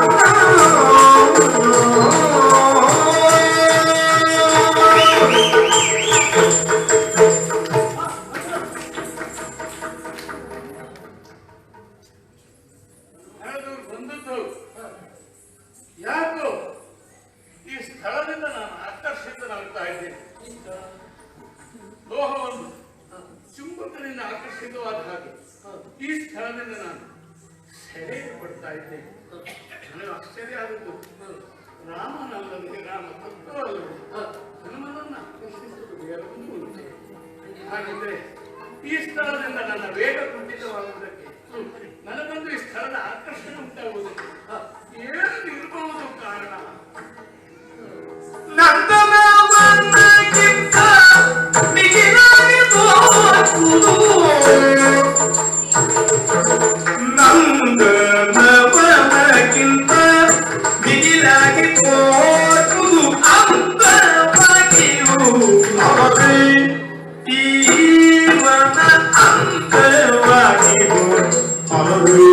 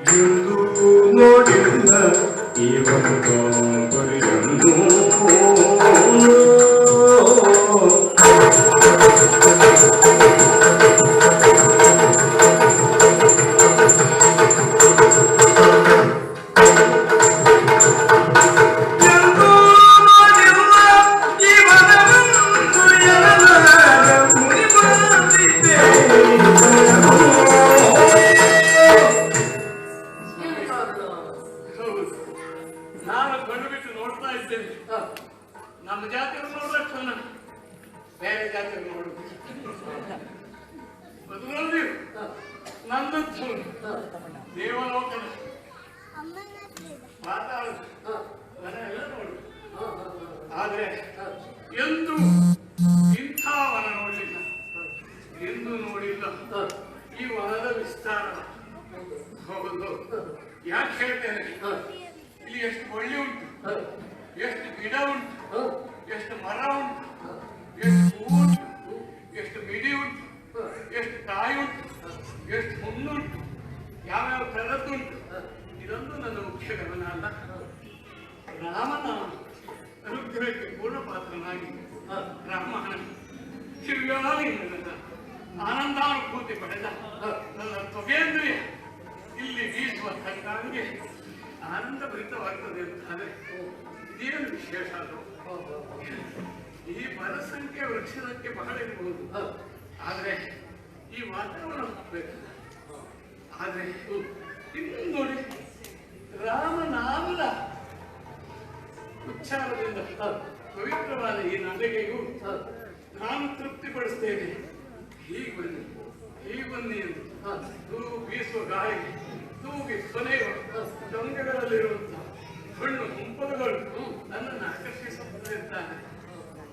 ವಿಶೇಷ ಇರಬಹುದು. ರಾಮನ ಅಮೃತ ಪಾಠೆಯನ್ನು ಕೇಳಿ ಧನ್ಯವಾದ ಕರ್ಣೇಂದ್ರಿಯ ಈ ಕಿವಿಗೆ, ಇಲ್ಲಿಯ ಜುಳು ಜುಳು ನಾದದ ಶಬ್ದಿಗೆ, ಹಕ್ಕಿ ಪಕ್ಷಿಗಳ ಕಲರವದ ಗಾನ ಆಕರ್ಷಣೆಯನ್ನು ಉಂಟು ಮಾಡುತ್ತದೆ ಅಂತಾರೆ. ಏನಿರಬಹುದು ರಾಮನ ಮೈವಾಸನೆ ಆಘ್ರಾಣಿಸಿದ ಆ ಪ್ರಮಾಣದ ಮೊದಲೇನಾದ ಅನುಭವ ಇಂದು ಇಲ್ಲಿಯ ಹೂಗಳನ್ನು ಆಕರ್ಷಿಸುವುದು, ಆಘ್ರಾಣಿಸುವ ಅಪೇಕ್ಷೆಯನ್ನು ಹುಟ್ಟಿಸ್ತದೆ ಅಂತಾದ್ರೆ ಏನಿರಬಹುದು ಇಲ್ಲಿ ವಿಶೇಷ. ಆದ್ರಿಂದ ಹೀಗೊಬ್ಬ ರಾಮನಿಂದಲೇ ಆನಂದಾನುಭೂತಿಯನ್ನು ಪಡೆದ ಒಂದು ಜೀವಕ್ಕೆ ಆಕರ್ಷಣೆಯನ್ನು ಉಂಟು ಮಾಡುತ್ತದೆ ಅಂತಾದ್ರೆ ಇದು ಸಹಜವಾಗಿ ಕಾಡಿನಲ್ಲಿ ಬೆಳೆದವನಲ್ಲ. ಇದೊಂದು ಉಪವನ, ಯಾರೋ ಬುದ್ಧಿಪೂರ್ವಕವಾದ ಪ್ರಯತ್ನದಿಂದ ಇದು ಸಿದ್ಧವಾಗಿದೆ. ಯಾರ ಕೆಳಕಾಲಕ್ಕಾದ್ರೂ ಇಲ್ಲಿ ಆನಂದಾನುಭೂತಿ ನಮ್ಮ ಮನಸ್ಸು ತೆರೆದುಕೊಳ್ಳುವಂತೆ ಮಾಡದಲ್ಲ. ಅಲ್ಲಿ ಹೋಗ್ಲಿಕ್ಕಾದ ಇದ್ದು ಇಲ್ಲಿಂದ ಅವನ ಹೆಸರಾದ ಒಮ್ಮೆ ಉಚ್ಚರಿಸಿದ್ರೆ ನನ್ಗೆ ಗೊತ್ತಿಲ್ಲ ಉಚ್ಚರಿಸಿದೆ. ನಿಮ್ಗೆ ಗೊತ್ತಿಲ್ಲ ಹೇಳೋದಕ್ಕೆ ಸಾಧ್ಯ ಇಲ್ಲ. ನಿಮ್ಗೆ ಗೊತ್ತಿದ್ರೆ ಒಂದ್ಸಾರಿ ಹೇಳಿ ಆಗಲ್ಲಪ್ಪ ಈ ಜೀವನದಲ್ಲಿ ಹೀಗೆ ಒಳ್ಳೆ ಕೆಲಸ ಮಾಡುವಂತ ರಾಮ ಅನುಗ್ರಹಿಸಿ ಅಂತ ಹೇಳ್ಬಿಟ್ಟು ನಿಜವಾಗಿ ಇಲ್ಲಿದ್ದು ಪುಣ್ಯಾತ್ಮನೇ ಅದರಿಂದಲೇ ನಿನಗೆ ಈ ಆಕರ್ಷಣೆ ಇದು ಯಾರು ಸಂಬಂಧಪಟ್ಟವನ್ನ ಈ ಸ್ಥಳದ ದ್ವಾರಕೆ ಅಂತ ಕರೆಯುತ್ತಾರೆ. ಈ ದ್ವಾರಕೆಯಲ್ಲಿ ವಾಸಿಸುವುದೆಲ್ಲ ಯಾದವರು. ಆ ಯಾದವರಿಗೆಲ್ಲ ಒಬ್ಬ ಒಡೆಯ, ಅವನ ಹೆಸರು ಬಲರಾಮ. ಅವನು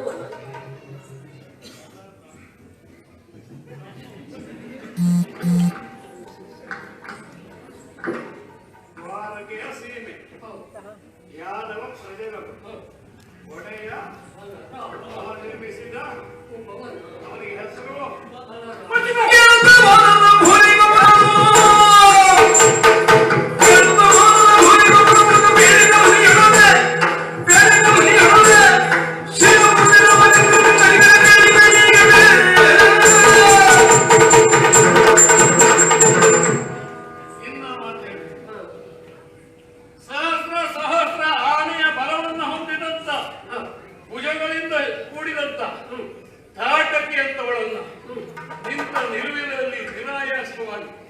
ಒಂದು ಮುಗಿಸಿದ ರಾಮ ಬಲರಾಮ ಅಂತ ಕರೆಸಿಕೊಳ್ಳಿಲ್ಲ, ರಾಮ ಅಂತ ಕರೆಸಿಕೊಂಡಿದ್ದ. ಚತುರ್ದಶ ಭುವನವನ್ನೇ ನಡುಗಿಸಿದ ಭುವನ ತಂದನನೆಂದೇ ಖ್ಯಾತನಾದ ರಾವಣಾದಿಗಳನ್ನು ದೈತ್ಯ ಕುಲವನ್ನು ಸಂಹರಿಸಿ ಈ ಭೂಲೋಕವನ್ನು ಪುಣ್ಯಭೂಮಿಯಾಗಿ ಉಳಿಯುವಂತೆ ಮಾಡಿದ ಹೆಚ್ಚೆ ಶಾಂತಿಯನ್ನು ನೀಡಿದ ರಾಮ ಬರೀ ರಾಮ ಹೆಸರಿನಿಂದ ಕರೆಸಿಕೊಂಡಿದ್ದಾನೆ. ಅಂಥ ರಾವಣನನ್ನು ತನ್ನ ಬಾಲದ ಕೊನೆಯಲ್ಲಿ ಗಾಳಕ್ಕೆ ಸಿಕ್ಕಿದ ಮೀನಿನ ಉಪಾಧಿಯಲ್ಲಿ ತಂದು ನನ್ನ ಮನ ಅಂಗದಲ್ಲಿ ತೊಟ್ಟಿಲಿಗೆ ಕಟ್ಟಿದ ವಾಲಿ ಅಂತವನನ್ನು ಒಂದೇ ಬಾಣ ಪ್ರಯೋಗದಿಂದ ನಿಯಂತ್ರಿಸ್ತಾನೆ ಅಂತಂದರೆ ಅವ ಲೋಕದಲ್ಲಿ ಸಾಯಿಸುವವರಿರುವುದು ಆದರೆ ಭಾರಿ ಬಯಸದ್ರಿಂದ ಅವನಿಗೆ ಮಣ್ಣಾಯ್ತು ಬಿಟ್ರೆ ಅಲ್ಲದಿದ್ರೆ ಅವರನ್ನ ಬರೀ ಕೊಂದುದಲ್ಲ ಬದುಕಿಸುವ ಯೋಗ್ಯತೆ ಅವನು ಶಬರಿಯನ್ನ ಮೋಕ್ಷ ಅನುಗ್ರಹಿಸಿ ಅವರಿಗೆ ಆತ್ಮತೃಪ್ತಿಯನ್ನು ನೀಡಿದ ಜಟಾಯಿ ಬಂದು ಅತ್ಯಂತ ಪ್ರೀತಿಯಿಂದ ಅಂತ್ಯಕ್ರಿಯೆಯನ್ನು ಮಾಡಿ ಮೋಕ್ಷದ ಭಾಗ್ಯವನ್ನು ತೆರೆಸಿದ ವಿರಾಧನಂತನ ಶಾಪನನ್ನು ನಿವಾರಿಸಿದ ಅಹಲ್ಯೋತ್ಥಾನ ಸಾಮಾನ್ಯವಾದದ್ದಲ್ಲ. ಹೀಗೆ ಆತ್ಮಬಲ, ತೋಳ್ಬಲ, ವಿವೇಕ ಬಲ, ಪುಣ್ಯ ಬಲ ಎಲ್ಲವೂ ಇರುವಂತ ಒಬ್ಬ ರಾಮ ಬರೇ ರಾಮ ಎಂದು ಕರೆಸಿಕೊಂಡು ಈ ಲೋಕವನ್ನು ಅನುಗ್ರಹಿಸಿದ ಕರ್ತವ್ಯ ಪೂರೈಸಿದ ಹೇಳಿದ. ಈ ಕಾಲದಲ್ಲಿ ಆ ರಾಮನನ್ನು ನೋಡುವ ಬಹಳ ಜನ ಇದ್ದಾರೆ. ಏನಾದ್ರು ಬಹಳ ಜನ ಬಿಡಿ ದ್ವಾರವತಿಯಲ್ಲಿ ಯಾರಿದ್ದಾರೆ ಬಿಟ್ಟಿದ್ದಾರೆ ಗೊತ್ತೇ. ಬಹುಶಃ ನೀನು ಬಿಟ್ಟು ಅಲ್ವಾ? ಹಾಗಿದ್ರೆ ರಾಮಚರಿತ್ರೆ ಲೋಕ ಇರುವವರೆಗಿರುವಂತಹ ರಾಮನ ಕಥೆ ಕೇಳದೇ ಇರುವುದಕ್ಕೆ ಸಾಧ್ಯ ಇಲ್ಲ. ಇಲ್ಲಿ ಎಲ್ಲರೂ 4 ಜನ ಅಭಿಮಾನಿಗಳು, ದುರಭಿಮಾನಿಗಳು. ಒಂದು ಕಾಲದಲ್ಲಿ ರಾಮನ ಆಳ್ವಿಕೆಯಲ್ಲಿ ಲೋಕ ಸಂತಸಗೊಂಡಿತ್ತು. ಎಂದು ನಾವು ಅದಕ್ಕಿಂತ ಹೆಚ್ಚಿಗೆ ಪುಣ್ಯವಂತರು ಬಲರಾಮನ ಆಳ್ವಿಕೆಯಲ್ಲಿದ್ದೇವೆ ಅಂತ ಯೋಚಿಸಿದರೆ ಹೇಳಿದ್ರೆ ಅಲ್ಲ, ಈಗಿನ ಜನ ಎಲ್ಲ ಅಂಥವ್ರೆ. ಹಾಗಿದ್ರೆ ಒಬ್ಬ ಭಕ್ತನಾಗಿ ಭಜನೆ ಮಾಡಲಿ ಕರ್ತವ್ಯ ಮುಗಿದು ಹೋಗುದಿಲ್ಲ. ನಾನು ಯಾರನ್ನ ಗೌರವಿಸುತ್ತೇನೋ, ಪೂಜಿಸುತ್ತೇನೆ, ಆರಾಧಿಸುತ್ತೇನೋ ಆ ಆರಾಧನೆ ಕೇಂದ್ರ ಸ್ಥಾನಕ್ಕೆ ಅಪಚಾರ ಆಗುವುದನ್ನು ಕಂಡು ಸಂಬಂಧ ಇಲ್ಲ ಹೋಗಿ ರಾಮ ಮುಂದೆ ನಿಂತರೆ ನನ್ನನ್ನು ನೋಡುವ ನೈತಿಕ ಯೋಗ್ಯತೆ ಹೊಂದಿದ್ದ ನನಗೆ ಅನುಗ್ರಹಿಸು ಅಂತ ಹೇಳಿದ್ರೆ ಕೇವಲ ಆದೇಶ ಅಂತ ನನ್ನ ಹತ್ರಕ್ಕೆ ಕಂಡು ನಾನೇ ನನಗೆ ಕೊಟ್ಕೊಳ್ಬೇಕು. ಹಾಗಿದ್ರೆ ಇಂಥ ಅಪಚಾರ ಆಗಬಾರದು ಅಂದ್ರೆ ಮುಳ್ಳು ತಾಗಿತ್ತು ಅಂತ ಆದ್ಮೇಲೆ ನೋವಿನ ಮೂಲವಾದ ಮುಳ್ಳನ್ನೇ ತಿನ್ನಲು ನೋವು ನಿವಾರಣೆ ಆಗುತ್ತೆ. ಈ ಅಪಚಾರಕ್ಕೆ ಅವಕಾಶ ಇರಬಾರದು ಅಂತಾದ್ರೆ ನೀವು ಹೇಳಿದ್ರೆ ಬಲರಾಮ ಎಂದು ಕರೆಸಿಕೊಂಡಿರ್ತೀವಿ. ಅವನ ಹೆಸರು ಕತ್ತು ಮಾಡ್ಕೊಳ್ಬೇಕು. ಬದಲಾಗಿ 4 ಅಕ್ಷರದ ಹೆಸರು ಬೇಕು ಅಂತಾದ್ರೆ ಬಡರಾಮ ಅಂತ, ಕೋಡರಾಮ ಅಂತ, ಬೇಡ ದಾಸರಾಮ ಅಂತ. ಯಾಕೆ ರಾಮದಾಸ ಅಂತ ನನ್ನನ್ನು ಅದರಿಂದ ಈಗ ಒಪ್ಪದ ಅಂತಾದ್ರೆ ನಮ್ಮ ಕಾರ್ಯ ಸುಲಭಿತವಾಗಿ ಬೇಕು. ಆಗ ಆಗ್ತದೆ ಅಂತಾದ್ರೆ ನಾವು ಹಾಗೆ ಮಾಡಿಟ್ಟು ಅವ್ರಿಗೆ ಗೊತ್ತಾಗಬೇಕಲ್ಲ. ಗೊತ್ತಾಗ್ತದೆ. ನಾನು ಕಾಣಲಿ ನೀವು ಹಾಗಿದ್ರೆ ಅವನಿದ್ದರಿಗೆ ಹೋಗಿ ರಾಮ ದೂತ ಹನುಮನ ಪ್ರವೇಶದಿಂದ ನನಕ್ಕಾಗಿತ್ತು. ನಿನ್ನ ಈ ಬಲರಾಯನು 2 ಅಕ್ಷರವನ್ನು ಅಳಸಿ ಹಾಕಬೇಕು ಅಲ್ಲ ಅಂತಂದ್ರೆ ನನಗೆ ಸಿದ್ಧನಾಗಿ ಸತ್ಯವನ್ನು ಅವನಿಗೆ ಮನವರಿಕೆ ಮಾಡಿಕೊಡ್ತೀರ. ಖಂಡಿತ ಇಷ್ಟನ್ನು ಮಾಡುವುದಕ್ಕೆ ನಾನು ಸದಾ ಸಿದ್ಧನಾಗಿದ್ದೇನೆ. ನೀನು ಹೇಳಿದಾಗೆ ನಿನ್ನ ಬಲವನ್ನು ಅಳಿಸುವುದ ಪಾಪ ಬಂದಿದ್ದಾನೆ. ಅವನಾಗಿ ಅಳಿಸುವುದನ್ನು ನೀನು ಹೌದು. ಯಾಕೆಂದ್ರೆ ಪೆಟ್ಟು ತಿಂಕೊಂಡು ಸುಧಾರಿಸ್ಕೊಂಡೋಗಿರ್ತ ಪೆಟ್ಟು ತಿನ್ನದೇ ಸುಧಾರಿಸ್ಕೊಂಡು ಹೋಗಿ ಹೊಡ್ಕೊಂಡು ಸ್ನಾನ ಮಾಡೋಕ್ಕಿಂತ ಹೊಡ್ಕೊಳ್ಳದೆ ಇರೋದು ಒಳ್ಳೆ. ಆದರೆ ಈ ಮತನ್ನು ನಾನು ನೋಡಿದ್ದೇನೆ. ಆದ್ದರಿಂದ ನನ್ನ ಮಾತನ್ನು ಹೇಳ್ತಾನೆ ನೀವು ವಿಶ್ವಾಸದಿಂದ ಇದ್ದೀನಿ. ನಿಮ್ಮ ಮಾತು ಕೇಳದೇ ಇರ್ಬೋದು, ಆದ್ರೆ ಇಲ್ಲಿ ಬರುವಾಗ ಮಾಡ್ಲಿಕ್ಕೆ ಆಗ್ತದೆ ಅಲ್ಲ. ಅಷ್ಟನ್ನು ಮಾಡಿಯೇ ಮಾಡ್ತೇನೆ. ನಾನು ಬರುವ ಹಾಗೆ ಮಾಡ್ತೇನೆ, ಅದ್ರ ಜೊತೆಯಲ್ಲಿ ಅವನಾಗಿ ಇಲ್ಲಿ ಬರುವ ಹಾಗೆ ಒಂದು ವ್ಯವಸ್ಥೆ ಮಾಡ್ತೇನೆ. ನಾನು ಯಾರು ನೋಡ್ತೇ ಮಾತಾಡ್ತಂತೆ ನಿಮ್ ತಲೆ ತೊಂದರೆ ಆಗಬಾರದು ಅಂತ ಅವತ್ತು ನನಗೆ ಅಲ್ಲೊಂದು ಕೋನ ಕಂಡಿದ್ದೆ, ಇಲ್ಲೊಂದು ಕೋನ ಕಾಣ್ತಾ ಇದ್ದೇನೆ. ಆದ್ರಿಂದ ಈ ಒಳ್ಳೆಯದನ್ನು ಹಾಳು ಮಾಡುವ ಉದ್ದೇಶ ಅಲ್ಲ, ಒಳ್ಳೆ ಉದ್ದೇಶಕ್ಕೆ ಅವನನ್ನು ಹಾಳು ಮಾಡಿ ಆದ್ರಿಂದ ನನ್ನ ತಲೆ ಮೇಲೆ ಅಪಾಯ ಬರುವುದು ನಾನು ಇಲ್ಲಿಂದ ನಿಯಮಿತವಾದಂತ ವೇಳೆಯನ್ನು ಬರಬೇಕು. ಇಲ್ಲ ಅಂತ ಆದ್ರೆ ಅವನು ಕಳಿಸ್ತೇನೆ.